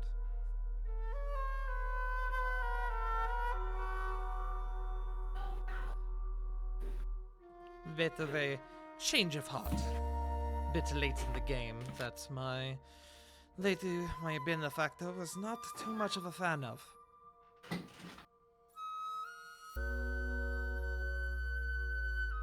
But his loss, my gain, I suppose.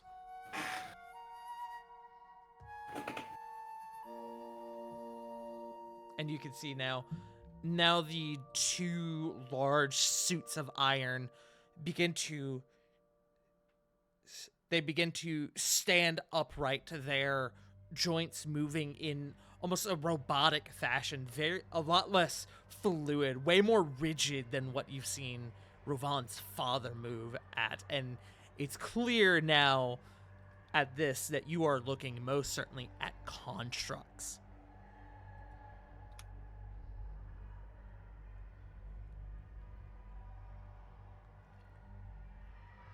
You're not gonna let us go through, are you? I gave you an option. You can always go back the way you came, but no, I can't let you through. My work is too important. Mm-hmm. And unfortunately, we can't go back from whence we came, so we're a bit of an impasse, aren't we? It would appear so. Unfortunate. Likely so. I didn't want to perform this much rigorous exercise. They did not inform me that you were jokesters. Yet my work is too important. If you have no more business, my friends will escort you out. And she is going to turn around once more, facing away from your group. Above game, I have something stupid I have in mind. What would it? How funny would it be to just, like, as her back is turned, just to shoot at the panel, like just to shoot at the thing that she's at? The tablet she's holding, or the large console she stood upon? I guess at this point the tablet. Do you want to? Yeah, you know Are we what? bent on attacking this bitch? I think it's leaning up that way. Yeah, because like she's not letting us through, and we're like, nah, we're not leaving. So, okay. So mostly for accuracy, I would like to use one of the patches of the Robo Stars to just fling it towards the one dart towards the tablet and two darts towards like the overall like platform. Okay. I just want to use one of my IEDs. We'll get to that. Corvin, you send out a few of the magic missiles from your cloak, hoping to catch her off guard, and it seems like the shots ring true, but just as they go to collide with her form and the tablet she holds, there's a shimmering of some barely perceptible dome-like structure around her. And it's at that she kind of perks up again. She looks back and she sees that and she goes, "Huh. Well, I'm sorry, my friends. I can't have you interrupt. Hans, Gruber, please dispose of them. Then, please, do take care of the... Why are they German? Why not? Please. Quick, someone call Bruce Willis. This is already a very touchy scenario. Please, do take care of the containment vessels. And my friends, after our break, we are going to get into combat with the secret 6th member of the Blood Talons, Asha Vandara. She never leaves. She never leaves, dude. Why would she? She's a scientist. Hey, remember that name Rycidius pulled? Asha? Yeah. That was her. But, my friends, you guys got a heck of a fight coming on. Hey, you thought one of Ravon's dads was bad. Y'all gotta fight 2 now. Tart. Double the dad. So I put the pacifista gif in our... Yeah, that's a good comparison. Tart. Hey. I'm gonna say this. This is probably one of the most impressive twists I've seen in D&D. Good pull. Yeah, so above game... A+. Above game, after watching his son die, Aegis Sionis came back and was like, I don't think I can do this anymore, man. I think I'm out. And Aurelia said, no. No, I will remove your doubts, actually. There, see? Now you can do it, no issue. Oh, great timing for a change of heart, you fucking asswipe! It only took us literally dying and going to the underworld! I am genuinely surprised not a single person suspected that Ravon's dad was the mystery prisoner. I'm gonna be real, I was so Listen. fucked on Jericho. I'm not gonna lie, I didn't think that he would, mostly because I didn't know like what kind of like pact or bond that or oath that he had with Aurelia, or like how far dedicated he was to like watch Ravon die and go, oh, you stupid boy, and just continue on with his existence. Not only did he watch his son die, disintegrated, he watched his son defend him and his own life in front of several divine beings. After that, he was like, oh, fuck, what have I done? Dad, you owe me My so many son. fucking Christmas and birthday presents after this bullshit. Oh. I want that 74 Pontiac Firebird. At this He just point, looks Dad, at I just own you. You owe me so much. He just looks at you and goes, how's about a rising game of catch? But I'm glad y'all seem to like the twist. That's a great twist. Mm-hmm. So, with that being said, we're going to take a quick break. I got to get our gamers on initiative here, and we'll be back in a few minutes. Hey, we're back. Sorry about the delay. I had to find something, but my friends, we return back. The stage is set. Without further ado, I think we should go ahead and get straight into it. So, couple points of order. I need to, first of all, turn on my music.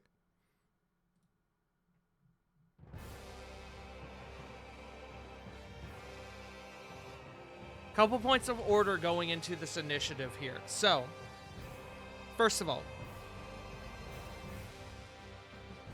during combat against Asha and Project Iron Bolt, each member of the party, except for Rovan, I'll get to why Rovan doesn't need to do this here in a moment, but I think it will be pretty self-explanatory.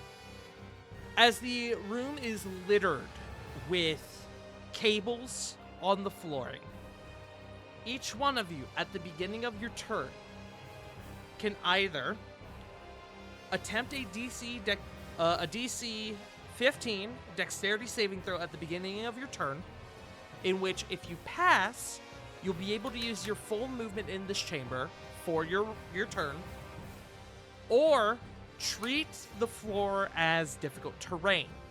Doing such, opting to make the saving throw will count as a bonus action, and a failure will result in your member of the party, your character, being knocked prone, tripping on the wiring across the floor here.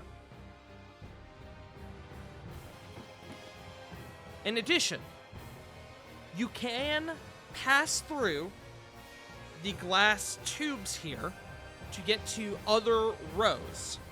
However, doing so will also count as difficult terrain. You're squeezing between two large glass tubes.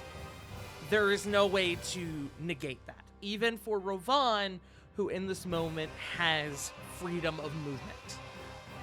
Rovan, you with freedom of movement don't need to make the saving throw on your turn.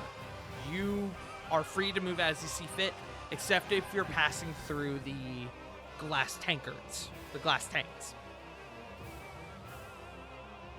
In addition, Corvin, we're gonna skirt back just a little bit to when you fired your magic missile, because you said that you shot one at the tablet that she held and the other at the platform she's stationed on. Correct. I initially did in that flavorful description stating that all three went cascaded towards her, but that's not true. That was primarily for flavor, to where now I can tell you, as one of them centered directly at her, flew forward and hit this invisible barrier that protected her. The other two, just before hitting that barrier, cascaded down and struck the primary structure she is stood upon. Those rang true and seemingly did a bit of damage. Maybe not as much as you would initially like against a structure, but a little bit. Go ahead and roll me your damage for 2 of your magic missiles, the 2 that hit the structure itself. That would be 2d4 plus 2, if I remember correctly. Correct. For magic missile. Wait, this casts it at 5th level. So I have... We're gonna say that 5 this is just total an darts. initial cast of magic missile. I'm not gonna Okay. detract your 5th level magic missile for this. Well, it would have came from the item too, so I think I would have had to have did 2 more on top of that. Okay, then you know what? We'll say that on the initial description, 3 went towards her, 2 of them hit the structure itself. How's that sound? That's fine. So 5 total. So that would still be 2 hitting the structure. So that would make it a damage of 5. Okay. You do see where the 2 struck the console that she stood upon. It does seemingly have damaged it, although slightly. You think, upon looking on initial glance, that maybe the console is not as indestructible as it may initially seem. Note for you. As we get into initiative, top of the round, Cedric, pulling out a sword, 2-handed, he looks back to you, Rovan. What's the play?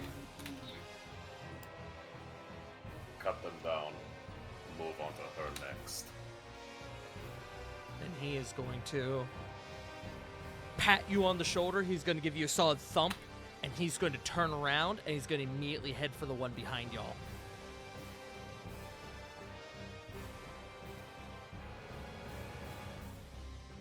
The one behind y'all, seeing Cedric approach, immediately starting to straighten up and wields its giant maul in a defensive position. Cedric is going to make 2 attacks. First one with advantage. He's going to go the two-handed on this one. A 19 does not hit as he... Ah! He brings the blade down and it clatters against the giant maul and they get locked into combat. He's got 3 more. 28, 30, and 28. All 3 of those will hit. I'm just checking something. Okay. So he will do all this damage. 16s across the board. That's what, 48, I think? Correct. Consistency of the 5e fighter. Yes. And as he begins to start dealing damage to the large armor-clad figure, as he seems to make cut after cut, it isn't doing a lot, but it is getting through, and there is no blood that seeps out underneath this armored figure before you. It's oil. And more than that, it's not even oil, it's this glowing liquid meridium. Oh. That explains a lot, actually. On that last hit, the Iron Bull, the second one, the one behind y'all, is going to use his reaction for Wrath of the Stormcaller. It's a reaction immediately being hit after a melee attack. He can use his reaction I need to fix the wording on that because I said, as a reaction immediately after being hit by a melee attack, he can use his reaction immediately after being hit by a melee attack. God, I've done that so many times. To push the attacker up to 15, or to push the attacker 15 feet away. So, back into Diana, who kind of catches him. Cedric is also going to take, as a result of that, it's going to take 13 thunder damage, as there is a light that that seems to gleam up in the chest, and there's as there's the shockwave that pushes Cedric back towards Diana, as he is sent skidding across the floor. So, 13. That is going to be Cedric's turn. We're going to come to Lily. Okay. 10, 20, 30, 40. And she's gonna start stabbing. Okay. Go ahead and roll.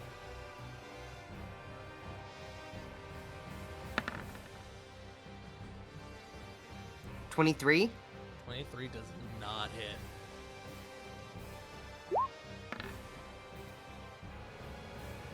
Bitch. 16. And... damn it.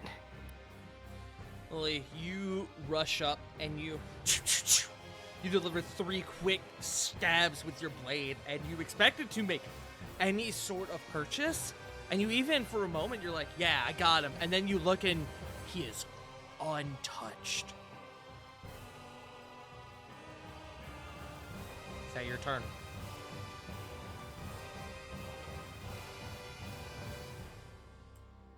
Yes.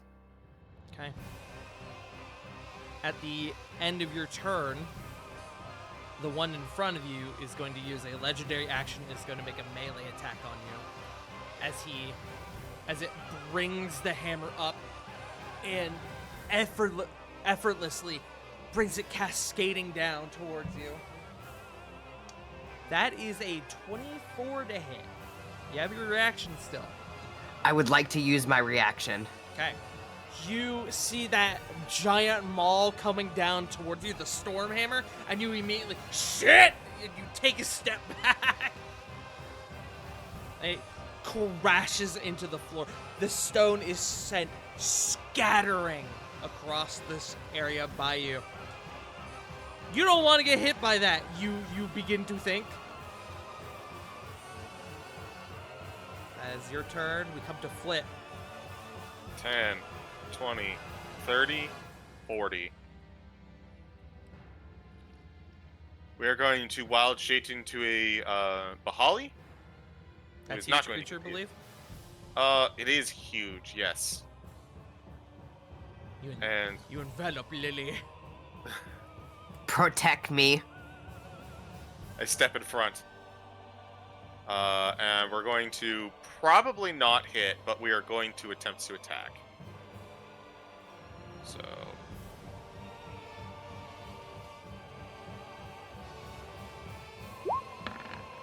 Nope. This is with +8. No way. Not a chance. 22 doesn't hit. It does not. You bring up both of your massive claws and you attempt to bring it down overhead, and you are stopped cold.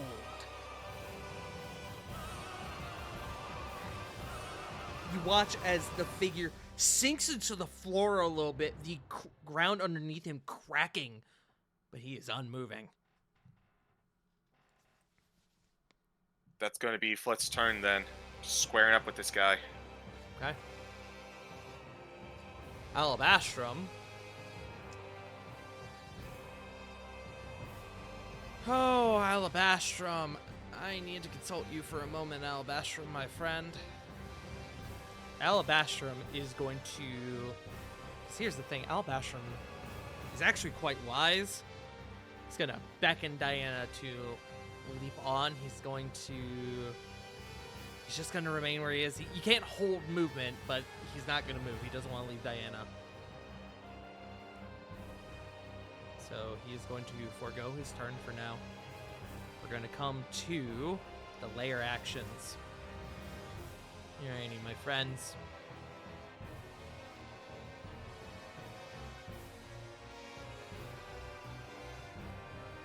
The individual known as Asha, kind of turning around, seeing your group in the midst of combat, she looks down back at her pad and she does a swipe along her pad. And I need to roll something. Her tablet, I should say. Okay. There's a blaring containment breached as one of the large vessels near your group, this one here, begins to, and a rather sizable organ within shoots to life and begins to pound at the glass before it shatters. Oh, this asshole. I remember him. Noting he's not of the same size that he would normally be. But the large Orient does join initiative, and you roll for him. Perfect. Okay. And then I need to mark Zingus.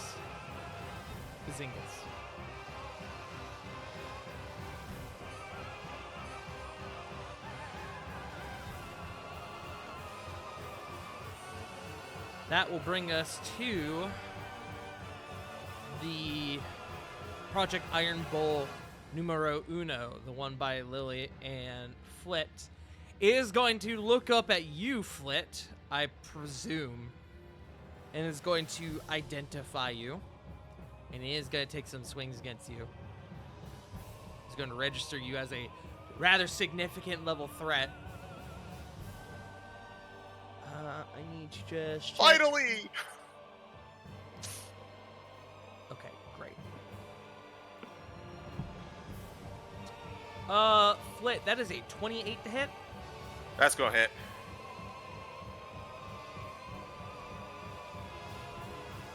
I'm not sorry for these sins I'm about to commit. No, I deserve it. I can't fucking read that. Okay. That is 24 bludgeoning damage to you, Flit. I need a strength save. Okay. Let's see. Double check. Okay. This is with +5.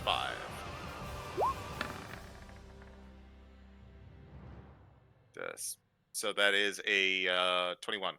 You just barely pass as the blow, as it reeks across your jaw. You feel yourself stagger. It is this massive boom as you feel the shockwave throughout your large form, your huge form even, and you feel yourself nearly knocked off your feet, but you just barely managed to hold on. Another one coming your way. Yeah, that's a 36 Flit. Yeah. I know, crazy. That's gonna be a lot more than the last one. Flit, that is 35 bludgeoning on the second, and I need another strength save. As Vaughn pointed out, that's a +10 for the strength save. We'll do that first. That's a 25. 25 still holds. How much was the damage? 35 on the second. Thank you. Seeing as you're still standing, one swing across the left side, hitting you across the jaw, coming back, hitting you the other way, and he's gonna bring it up and try to smash you down once more.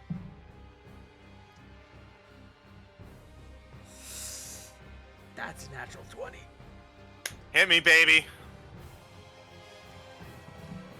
Okay. Hey, Tart. Hey.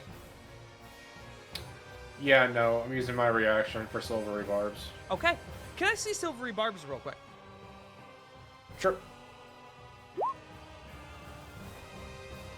Triggering creature. So, okay. don't- I wanted. I was looking for a specific wording there. This does not fall under the specific wording that I was looking for. So it is good to go forward. So silvery barbs. Hey, that's only a 20 to hit. Well, that still hits. Okay. But hey, It's just not of the natural variety. Yeah. Correct. That is still gonna hurt though. That is 38 to you, Flip. Ouch. And another strength save, please.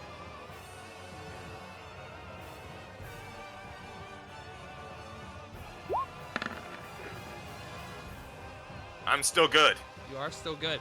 You are suddenly very, very light on your feet.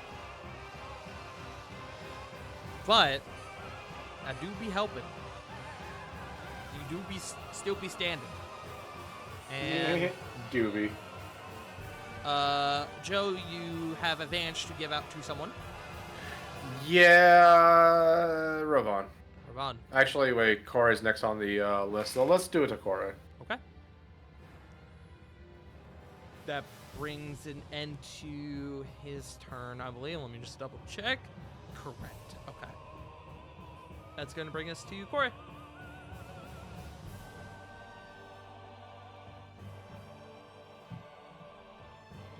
Sorry, I'm thinking. One sec.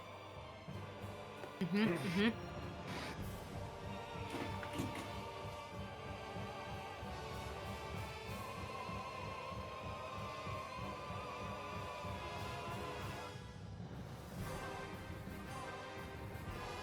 Oh no.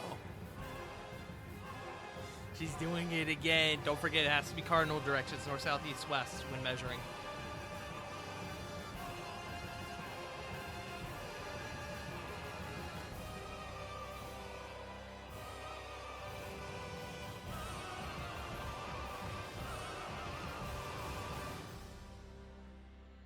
Uh-huh.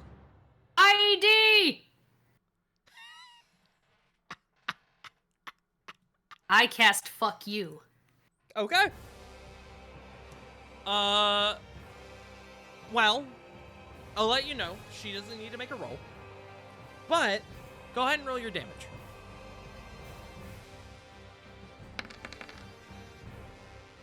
$16. 16? Okay. As you send this IED out and it lands by the console, exploding, shrapnel flies outward. It immediately begins to dig into the console that you, the base of the console that you threw it towards. But you also notice this line of containment vessels here also are struck by shrapnel. They don't break, but you see the creatures inside beginning to stir. That's clever. Hold on.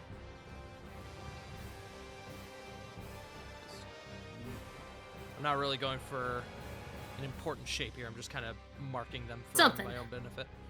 A but little dollop marking. you do see that the IED does seem to damage the primary console at least a bit.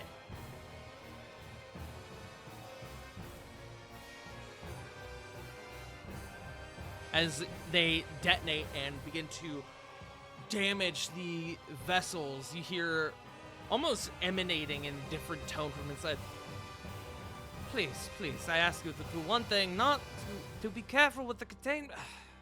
These people, I swear, no matter, they can be fixed. They can be fixed. As she's seemingly now talking to herself. Is that your turn?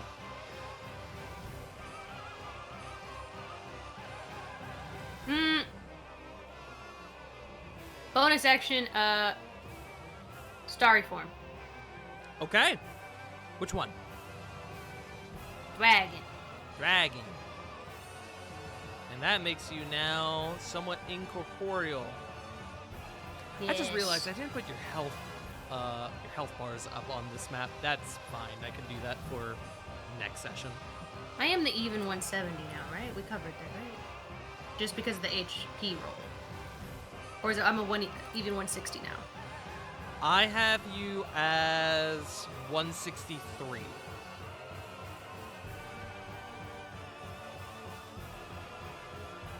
No, I got like 7. It doesn't matter. We'll do it later. We'll fix it later.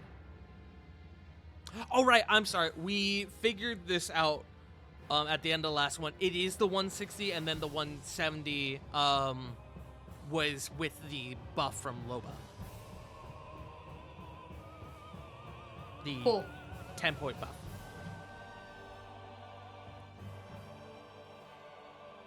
Or not Loba, sorry, the Hero's Feast, I believe. Mhm. We'll go back and we'll revisit any later. But is that your turn? Now that I'm floating, movement. Okay. Staying up high, I presume. Yeah. Okay. Keeping out of range. Expect it.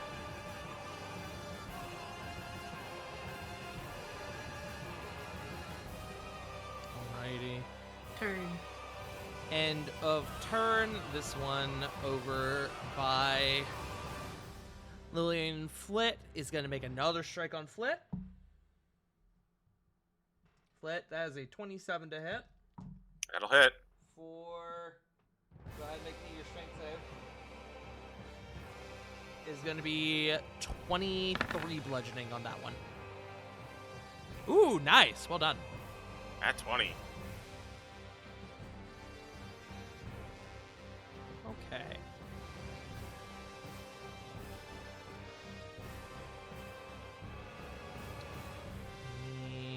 There you are.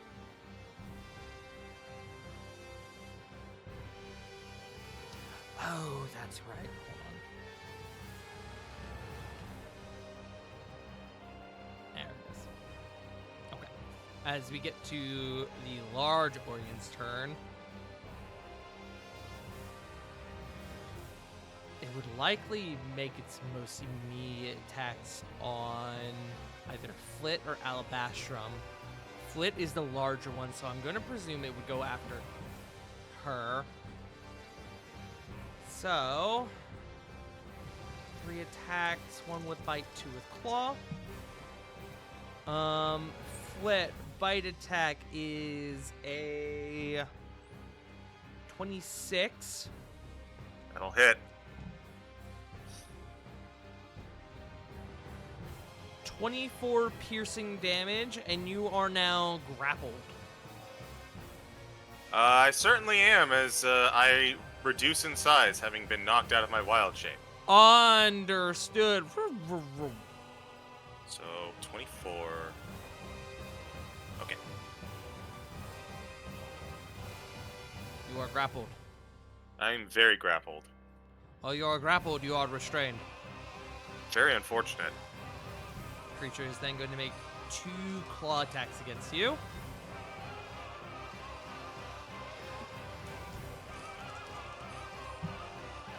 A 20 and a 27. Those will both hit. He gets a damage buff because he's grappling you, so we'll do the first one. That's not horrible. 11 slashing on the first. Okay. That's much better for him. And then 17. No, I'm sorry. I can't do math. I can't do math at all. Jesus Christ. 21 on the second. Okay. That's going to be him, as he is now restrained and he has grappled your friend Flit. We're going to come to Corvin. Okay.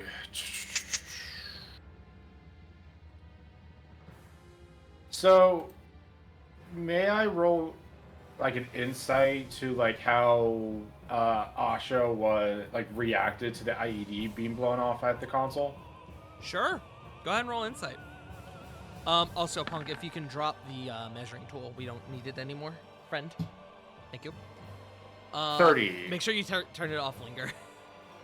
Otherwise, we're going to have the funny little 0 there. Oh, wait, I could just... Goodbye. Oh, no. It didn't... It didn't delete. Okay. Up there. I got it. Insight 30. She seems unperturbed. She is more noticeably concerned about the damage to the vessels in this moment than she is about the console. She's seemingly pretty confident in the console's makeup, its durability. Okay. Just need to double check. I can't get there in one turn. Let me just... Okay, I can't get there with and avoiding Bison at the same time. Or shall I say Iron Bowl? I'm just going to skirt around you real quick. Yeah, so 5, 10, 15, 20, 25, 30, 35, 40 up here, getting towards the console. Getting towards the console itself, and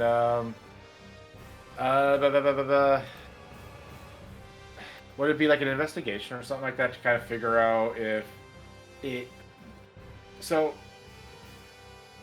the assumption is that it is being like used with Meridium in usage. At least that's what Corbin's kind of going off of. Would he know that, like, I don't know, dispelling like a core would like dispelling like a hypothetical core or something like that, like would that shut this whole thing down or anything along that line? To come to that conclusion, you would need to start accessing the console, which you can do, but it will take your action to take. I am more than happy to do that. Okay. Using your action, make me an investigation check. Investigation. What the fuck? That was 24. wild. Excellent. You have not messed with Meridium before, not fully. And Magitech is a little bit beyond you, but I'm clever. You've been around. You've seen a lot of shit, a lot of confusing shit, and you know how to say, as the kids say, "Fuck it, we ball," and you start fucking with shit and beginning to start working your way in. You're Rocco from Mega 64 in the Best Buy right now. I'm in. Or at least I'm attempting to break in. While you are using the console, you can, on future turns, using your action, you can contribute to the deactivation / destruction of the console / barrier that encases Asha. If you are removed from the console for any reason, being that same thing as if you are being pulled more than 5 feet away or 5 feet or more away from it, you will have to restart this process. That's gonna be rough. But honestly speaking, if it stops any more of these things coming out, this is kind of what I have to do. Okay. Bonus for my bonus action, I'm gonna look towards Lily, and I'm gonna say, Captain Timbers, I need you to get him off of me. I need to be doing this right now. You get a D12 inspiration there, bud. Inspiration to Lily. Yeah. Yeah. That'll be turn. Okay. Without a flit to engage, the one by you, Lily, is going to use the legendary action. It's going to make a strike on you. That is a 35 to hit.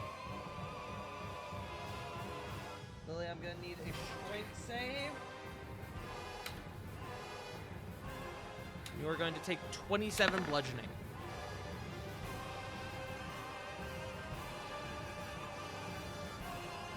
Can I use that inspiration? Sure. D12.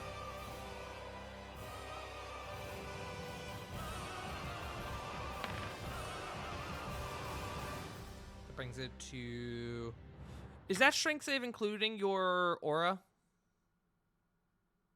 No. Or is that... Hold on.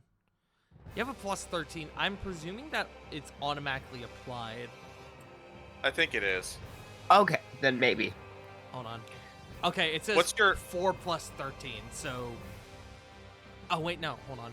I'm going What's- to take a peek-see at your sheet real quick, if that's okay. Sure.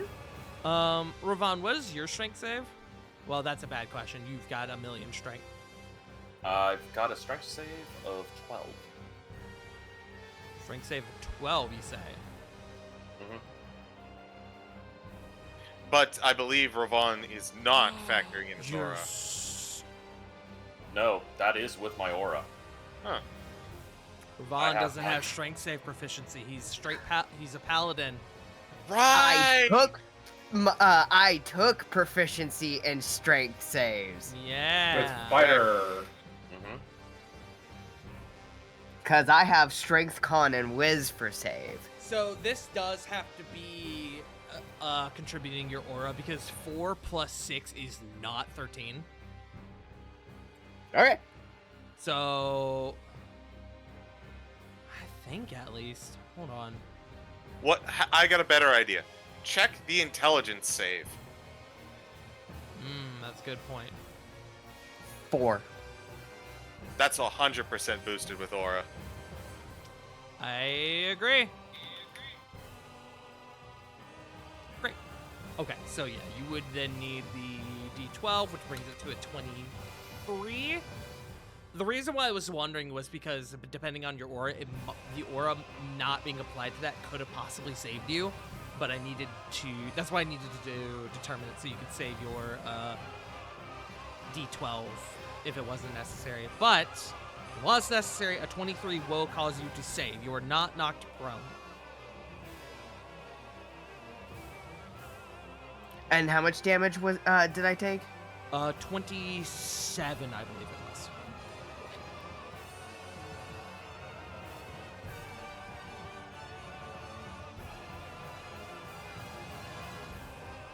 Okay.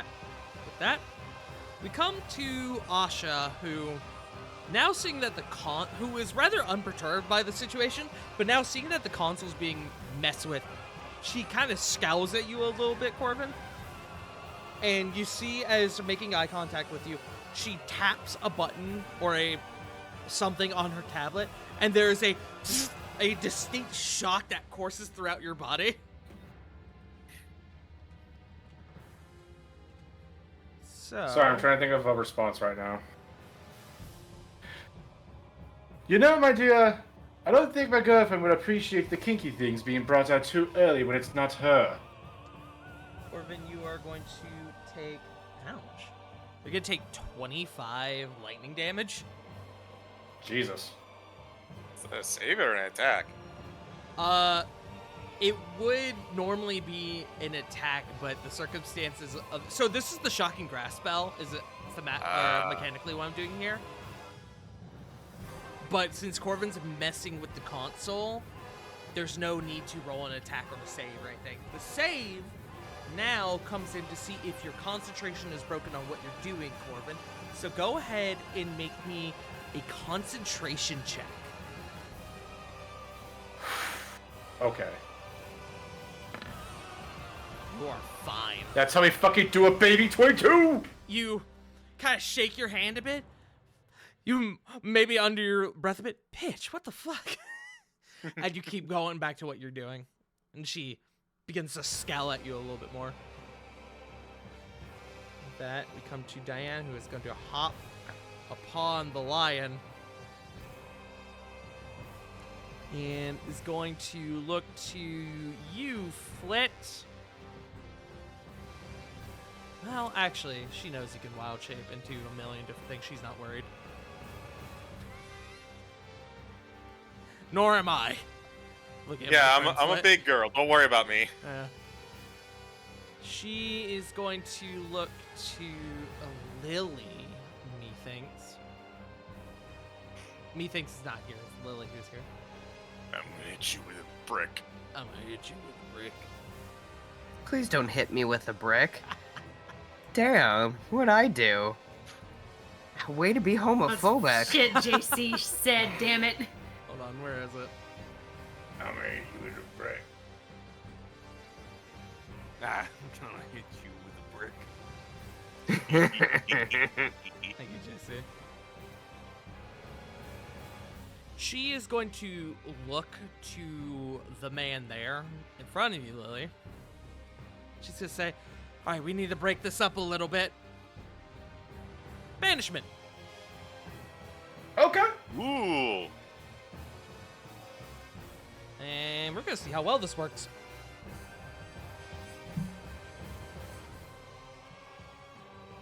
He fails. He's going to burn his first legendary reaction, or his legendary resistance. He's going to Damn. pass. But one is burned. She said, damn it. Hang on, Lily! We're going to come to Rovan. Hey, Rovan. Hi, buddy.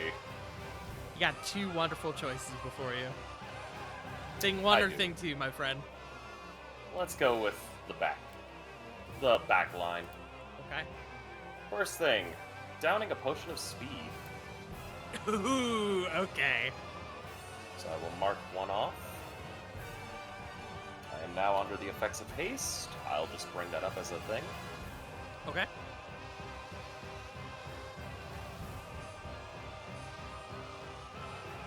Rose got 27 AC. I will then use my main action to cast a spell. Okay. I will cast Shadow of Moil. I thought you were about to cast haste. I don't think that works. Don't think you I don't can't think that haste. stacks. I was gonna say, I don't think that stacks. I It does wish not. it did. That'd be funny as shit. It I does mean, if not, however, it would be funny. It would be funny, and you would probably see some serious shit. I am Okay, you're- speed.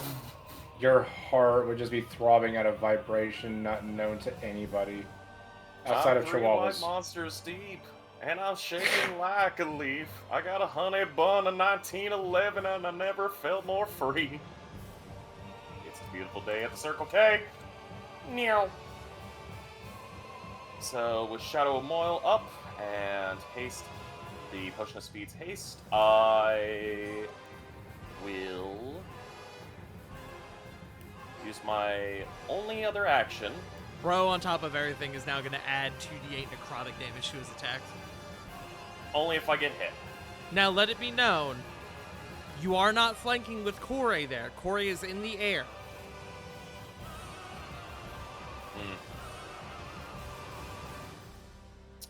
I'll come down to flank eventually. All good, all good. Eventually. Uh, Not right now, though. I scare. all good. Oh, I was traveling. I was moving. I'm trying to think of what.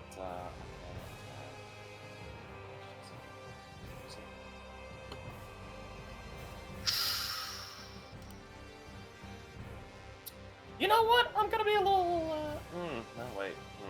I couldn't do that because that's a scroll. You know what? Yeah, I'll do this.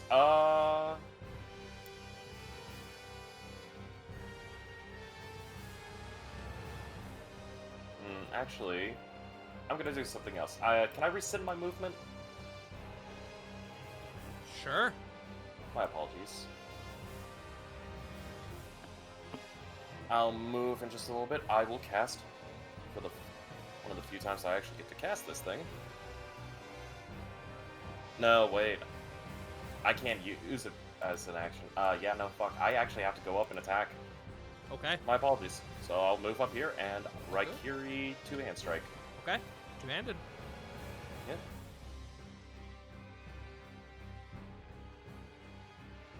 So that means your AC is back now to 25 because you no longer have the shield in one hand. 19 is not going to hit. As you bring the blade down and it comes clean, but it doesn't break through the armor. Your blade sits there and you stand frustrated, furious even. Okay. He's gonna turn back to you, buddy. He was looking up at Corey. He's gonna look back to you. Okay. And he's gonna use his bonus action. And there's a releasing of steam. And then like something is revving up.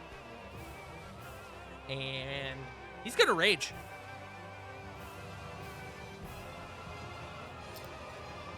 Okay. That's what the red means. He's now raged for an indeterminate amount of time. Well, I've determined it, but y'all don't know how long. Okay. And he's gonna bonk you. We will be attacking with disadvantage. Mechanically, this is a rage, but it's obviously he's a construct. He can't rage. He doesn't feel emotion. Okay. All good. He has disadvantage, you said? Correct, because Is the Shadow of Shadow Moil. That is still a 33 to hit. Okay. That is 27 damage, bludgeoning damage. I need a strength save. Okay. I will roll the strength save, and I'll burn a. No, hold on.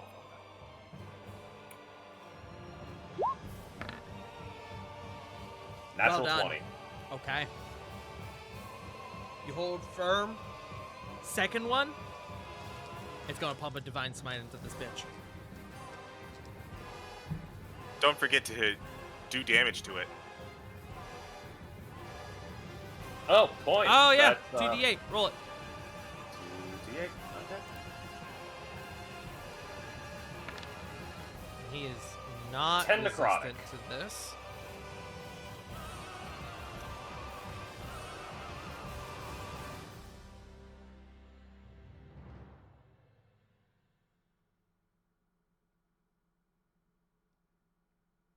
Oh, I'm sorry. Hold on. I wasn't done with the damage. I just realized.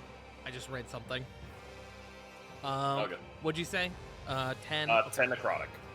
As it releases this steam and it begins to power up. There is this electric field that seems to course throughout its body that lashes out at you back as it hits you with its first attack. You are going to take an additional...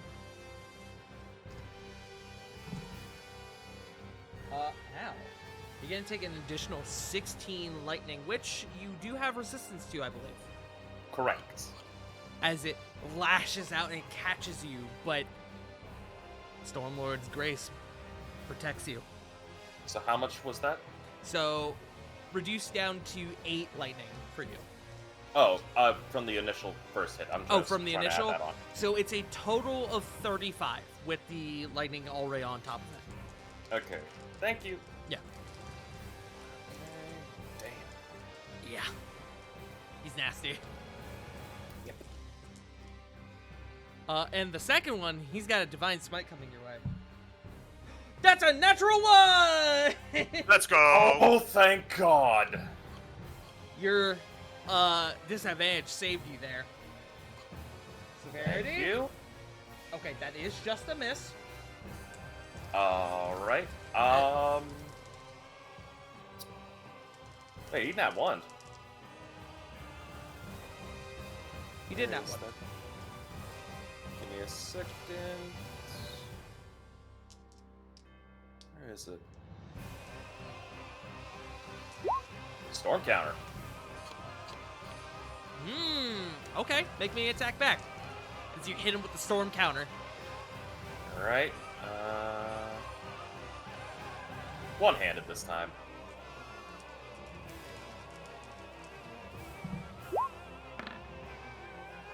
$21 ain't doing it. Yeah. It unfortunately does not. I went ahead and while you're doing that, I rolled his next attack. Uh-huh. With disadvantage, he rolled 2 nat 20s, and that still don't mean shit because they're wearing adamantine! Yay! I knew this thing would finally come in handy. Finally, it's been saving your ass It pretty saved me dang a well. couple times. So, that being said, you still got a lot of damage coming your way because he did throw Yeah. a smite on this one.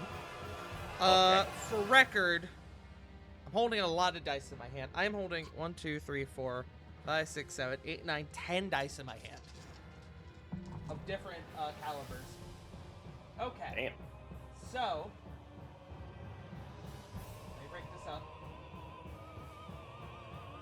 You take, to start from the initial bludgeoning,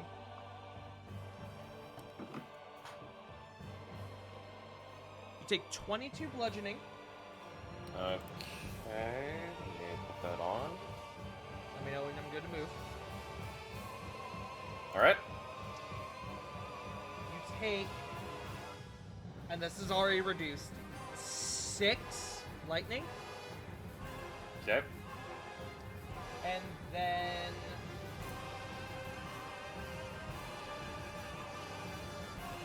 I can't do math. 14 radiant. All right. Give me just 1 second.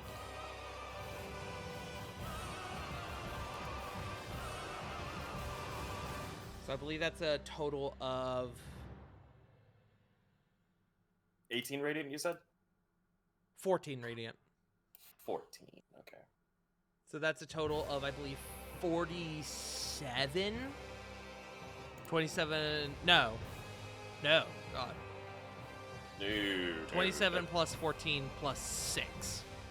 27 plus 14, a 4, 7, that's an 11. 47. One, That was right. Okay. He's also going to take another 2d8 because he hit me. He is.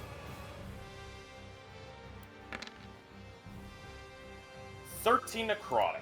Excellent. As your shadow lashes back out and begins to tear at the armor. That is, however, going to be him. Top of the round.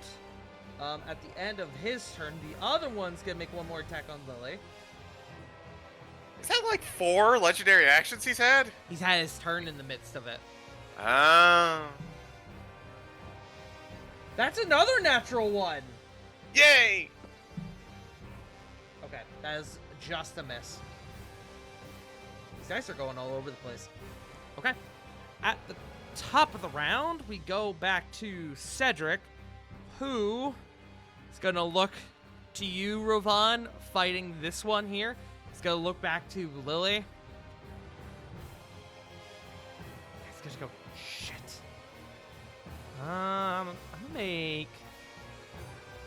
I guess above game. Rovan, do you think you can handle yourself in this moment?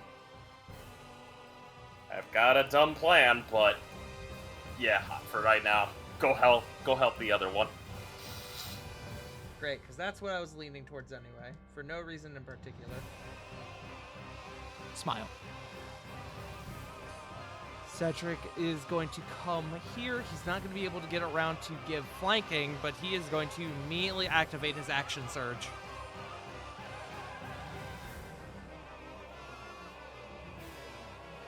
Then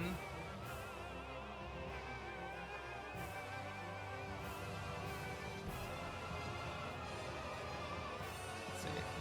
Choose one creature, then okay. As he does this, Rovan and he does the action surge before he leaves. So 2 creatures within 60 feet of him. Rovan, Lily. Oh, wait, Rovan's already used his reaction.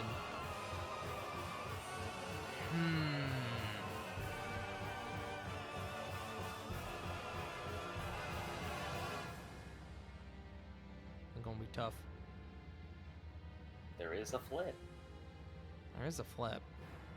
Flip, do you want to make a melee attack? Like Scrappy Doo. Let me at him! Let me at him! Has to be a weapon attack, which makes this a bit difficult. I don't have a weapon on me. Yeah. Corey, do you have a ranged weapon? I am a ranged weapon. I have some spells. Unfortunately, that don't count for this. Ironically, I think the Oh! person who has the weapon is... I was about to say, hey, Corvin. Yeah, who's got a gun? Corvin and Lily, both of you can make a ranged attack, or a melee or ranged weapon attack as a reaction at this moment, due to Cedric's inspiring surge. Wait, I have Oh, a yeah. question. This Does will my be funny. Wand of Magic Missile count as a ranged weapon? It would not. That is a magic item. Damn it. No. Nope. Unless I could throw a dart. Nope. Sorry, friend Lily. Oh my god! It didn't hit. Who, It who are did you not aiming hit. at? I do need to know who you're Probably It was probably going to be the big guy. Probably Okay. going to be the Iron Bull, yeah. You do fire and it flings off into somewhere else in the room. But Cedric... So many Sylvan swears are being said right now. Fuck, damn it, fuck. Literally, no one but Flick can hear them. Cedric is going to run up and he's going to shush a swing. He's going to get 8 of these bitches, so I'm going to roll all of them. Again, he's searching. Oh, there you go. Oh, look at my boy.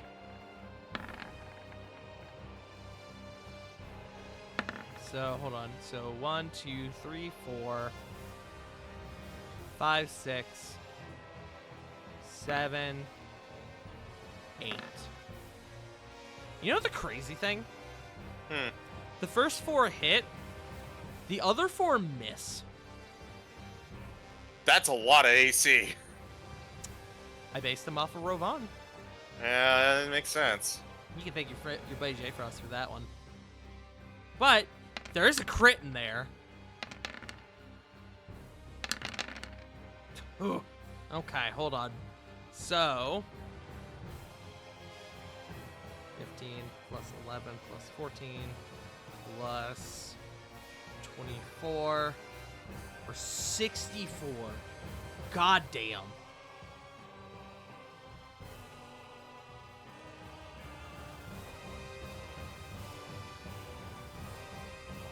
And on the last one, I think has he used his reaction yet? He probably he could have done this on the first one, but I've already rolled all of them, so it's fine. Another on his reaction, or with his reaction, another Wrath of the Stormcaller Cedric is sent flying back into the glass facility. Just goes, "Fucking come on!" As he's getting back up to his feet. That is 16 to Cedric. That will be his turn. We come to Lily. Lily's gonna keep stabbing. Go for it, friend. As she can. You got this, friend.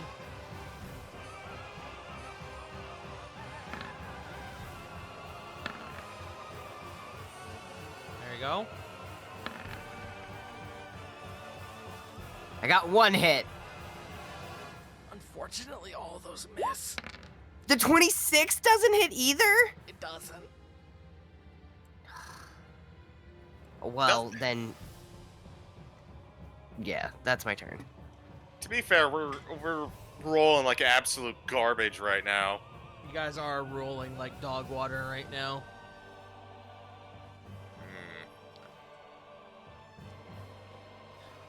With that, I just now looked at the time. We will go to the layer actions and then we'll wrap up for the night. How's it sound, gang? That sounds like a winner. As we, Oh, okay. I'm sorry, it's almost 11. I know. At the end of Lily's turn, the one by Rovan is going to make a reaction, or a legendary action to swing on him. That is a 25. You had your sword up, so that does match. You were two-handing your sword. Yeah. Yeah, because the reaction, I don't think, would have changed it with it being one-handed. No. Okay. Hit me. So that is 33 bludgeoning. And the lightning again is going to already be reduced for you. 8 lightning. Okay, let me do the 2d8.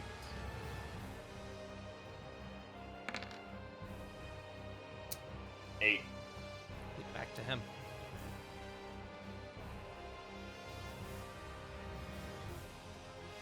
Ron, you are, with each blow, feeling your bones cry in agony. You are feeling the blood begin to well up in the back of your throat. But nevertheless, you press on. We go to Flit.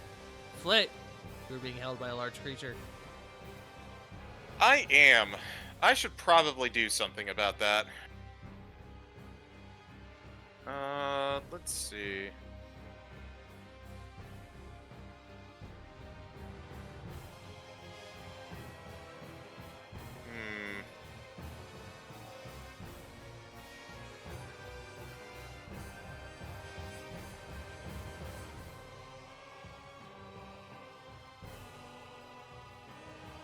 Okay, I had a lot of stuff to think about, so we're just gonna make this simple. Bonus action, Wild Shape. I'm going to become an air elemental, so restrained and grappling drops.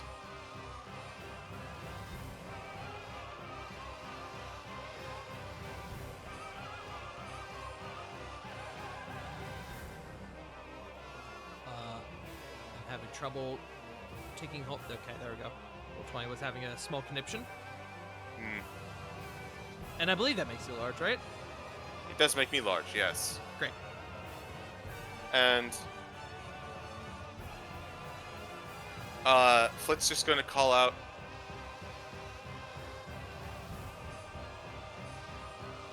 Hold on, I'm thinking about how to phrase this. I have an idea. Draw them closer. Keep your distance. I'm going to move here, and I'm going to try and punch these things. To attack on it. Okay.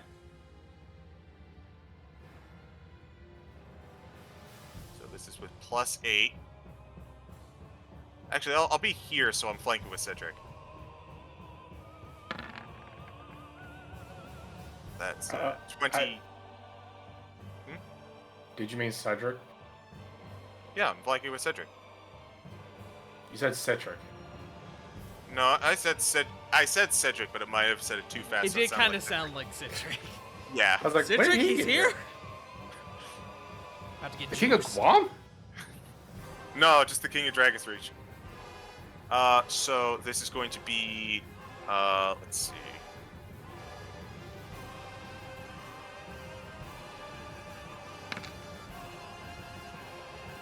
So that's 23.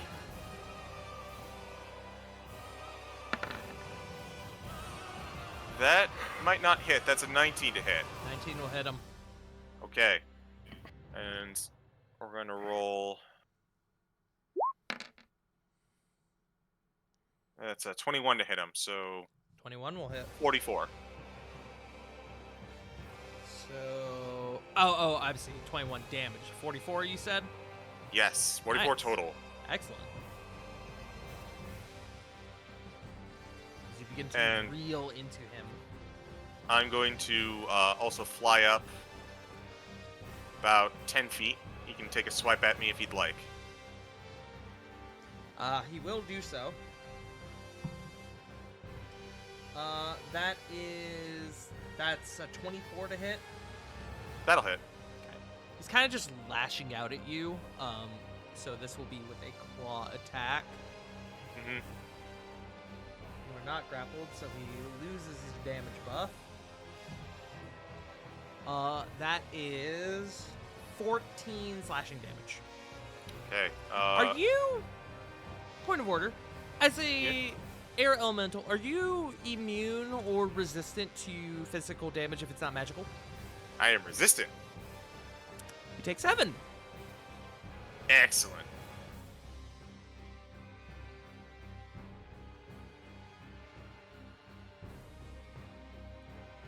And that's going to be my turn. Okay. That brings us to Alabastrum. Alabastrum is going to take Diana up high, 30 feet up. This one. Getting Diana a vantage point above the battlefield. At the end of Alabastrum's turn, the one by Ravana is going to take one more swing on him. That is 24 to hit you, Rovan. That misses Oh, thank God. as he brings the hammer down, and you actually forego the sword for a minute, and you actually like grab the handle of it, and you're just trying your best to stop this massive maul from caving your head in. As you get to layer actions, another an alarm blares. You need to roll 2 things. Okay. Okay.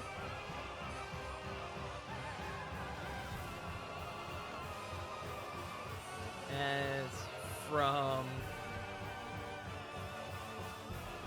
Hold on. Sorry, I'm typing in the wrong pool. As from behind you, Corvin, one of the damaged tubes, the creature inside begins to stir before breaking through the glass with relative ease.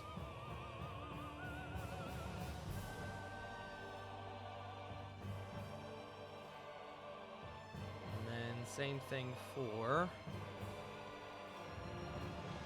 here in the second row.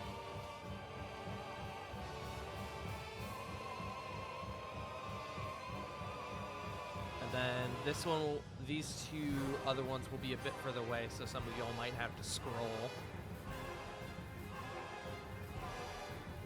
I'm going to zoom out a bit more here.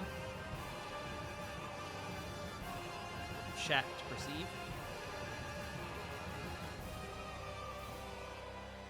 There.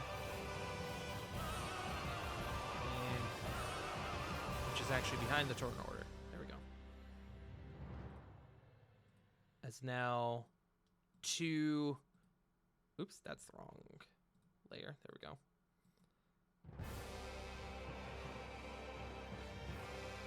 As 2 of the slightly larger Orion, or sorry, 4 of the slightly larger Orion join the fight.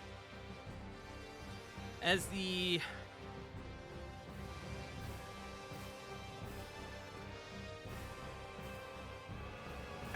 layer actions come to a close, Rovan, you're in a way. You are admittedly not doing well. You are mad, you're frustrated. You are feeling the blood begin to build up in your throat. But on top of that, you're hearing a sound. The very quick dum, dum, dum, dum, dum, dum. The stomping of feet. And as you're hearing that, you're thinking, what the fuck is that? And right as you're thinking this, the door by you, as it begins to release that bit of like pneumatic gas, the pressure as it begins to open. But just as it begins to open, boom! It crashes open. The figure before you is sent scattering about 10 feet back to here. I need to change our music. Let me find it.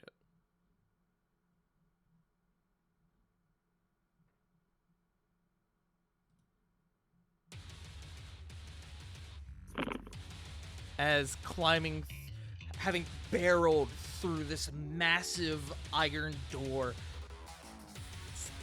covered in scars, with nothing but simple pants to his name, this massive mountain of a Goliath. Oh. Get the fuck away from my son! Damn! As Aegis Sionis enters the fray. Patriarch of House Sionis. Daddy's home. My son, I'm finally home! Why is your dad hot? Are you kidding me? It's D&D. Everyone's hot. Yeah, it's D&D. Everyone's hot. I need it to be Unfair. noted, it took every bit Do of... I need to remind y'all Oz existed? Except He's Oz. he's hot on a whim. I mean, Oz can transform. Oz pulled. It's true. Remember that. Amnon was a very Ozpol. cute rapper that he wore for a while. Also, What were you- Oz can transform into literally anybody. I What need were to you be saying, Dark? known. It took every little bit of willpower I had to not just use Kratos from 2018 You know, Kratos for you- Rovan's you know. dad. You know, Yeah. I wouldn't have been mad, but yeah, that was probably the best decision. But as Aegis Sionis enters initiative, barrels into initiative, one could say. My friends, we're out of time. That's where we got to wrap for this week. Hey, J. Frost. Huzzah! Hey, buddy, how do you feel? Ow! But also, yay! Also, what took you so fucking long, you asshole? What took him so long? Bro, your dad was found like a minute ago, 2 minutes ago, and he is already here. That motherfucker, like, That motherfucker cleared Cloudy like with five, a chance like, of 3 meatball, floors. fucking Flint Lockwood sprinted his ass down here. Well, cause like if we're on floor number 4 and fucking the prison cell was like on floor like what 1, 2? It was on floor 2. This motherfucker, In a minute. He, every action with his fucking paladin barbarian multi-class speed, fucking blitzed his way down here.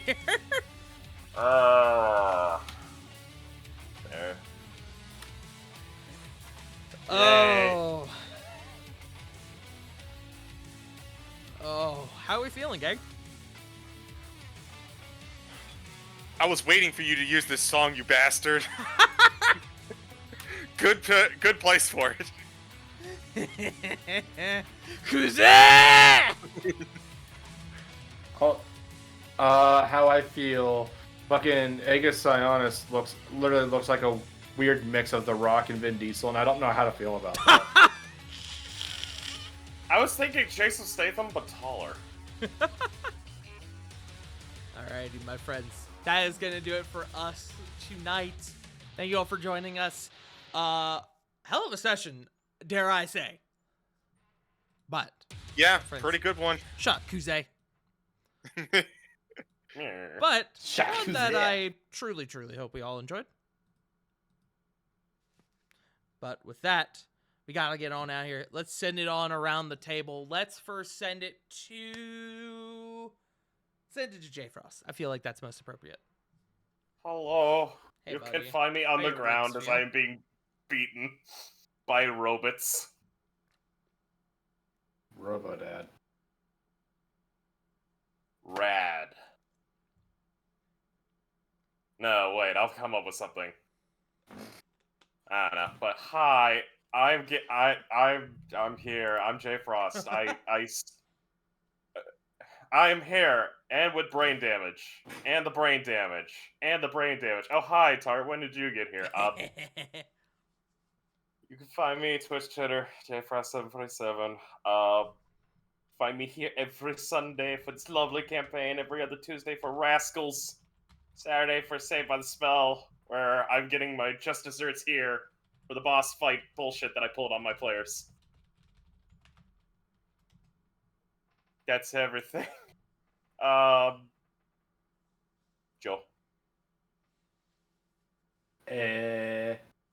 So this past Friday, I was commentating the DigiGuard United's Tamer Battle League, a Digimon TCG tournament that they host every Wednesday and Fridays. Me and this one bitch ass motherfucker Burrito. Nice guy. He's just a piece of shit. Nah. He's a homie. But we commentated on the tournament. I would honestly say that was probably some of the best matches that we were actually commentating on.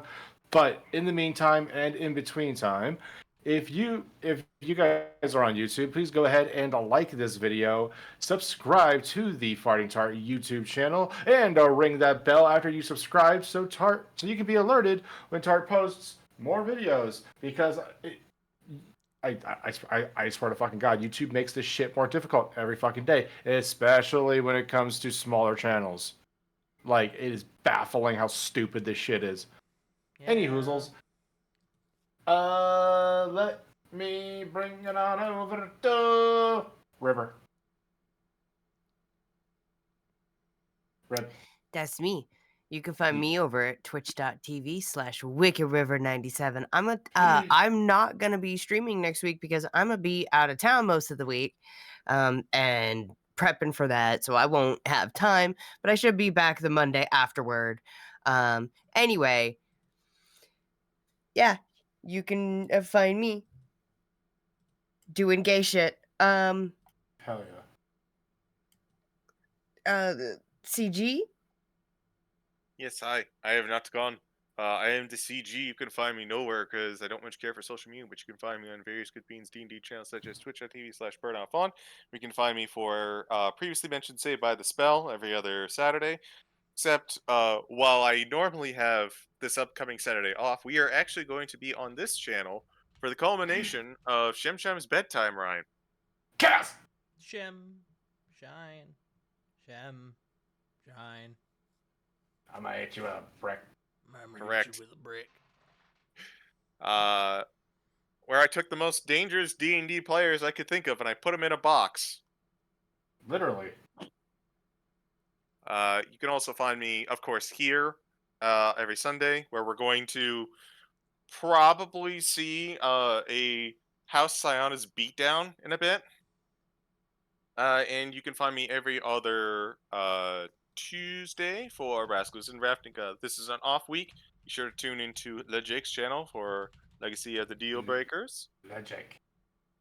And then this channel next week for Rascals and Ravnica, where I hopefully don't have to break out the edit and any sound effects against my fellow players the next time. That's very specific. Yeah, I wonder why. I don't think we've done Punk, did we? No. Bonkles.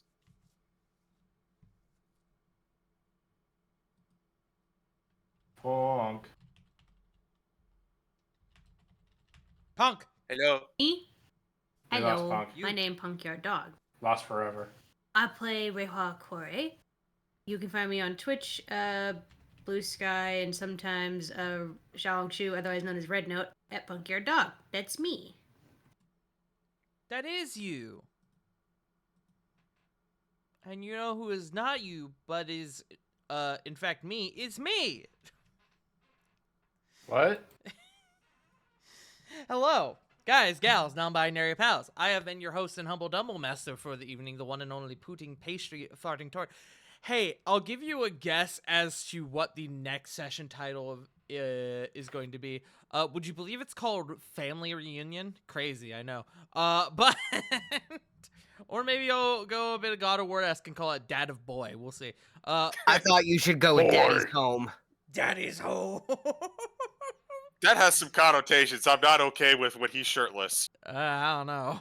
Have you seen his dad? I mean, it's working for me if I'm being honest. There's something about Welcome to the Psionic Slam! There's something about the several weeks in jail that is really doing it for me. Several weeks in isolation is really doing it for me. But regardless, hello. Yes, my name is Faring Tart. I have been your humble dumble master for the evening. I do D&D. I do variety games. I'm a Doge tuber. And boy, oh boy, oh boy, oh boy. Things are very busy, very chaotic at the moment. But I have an announcement, my friends, my dear, dear friends. You may be familiar with a little known thing as the You Have Uno tournament.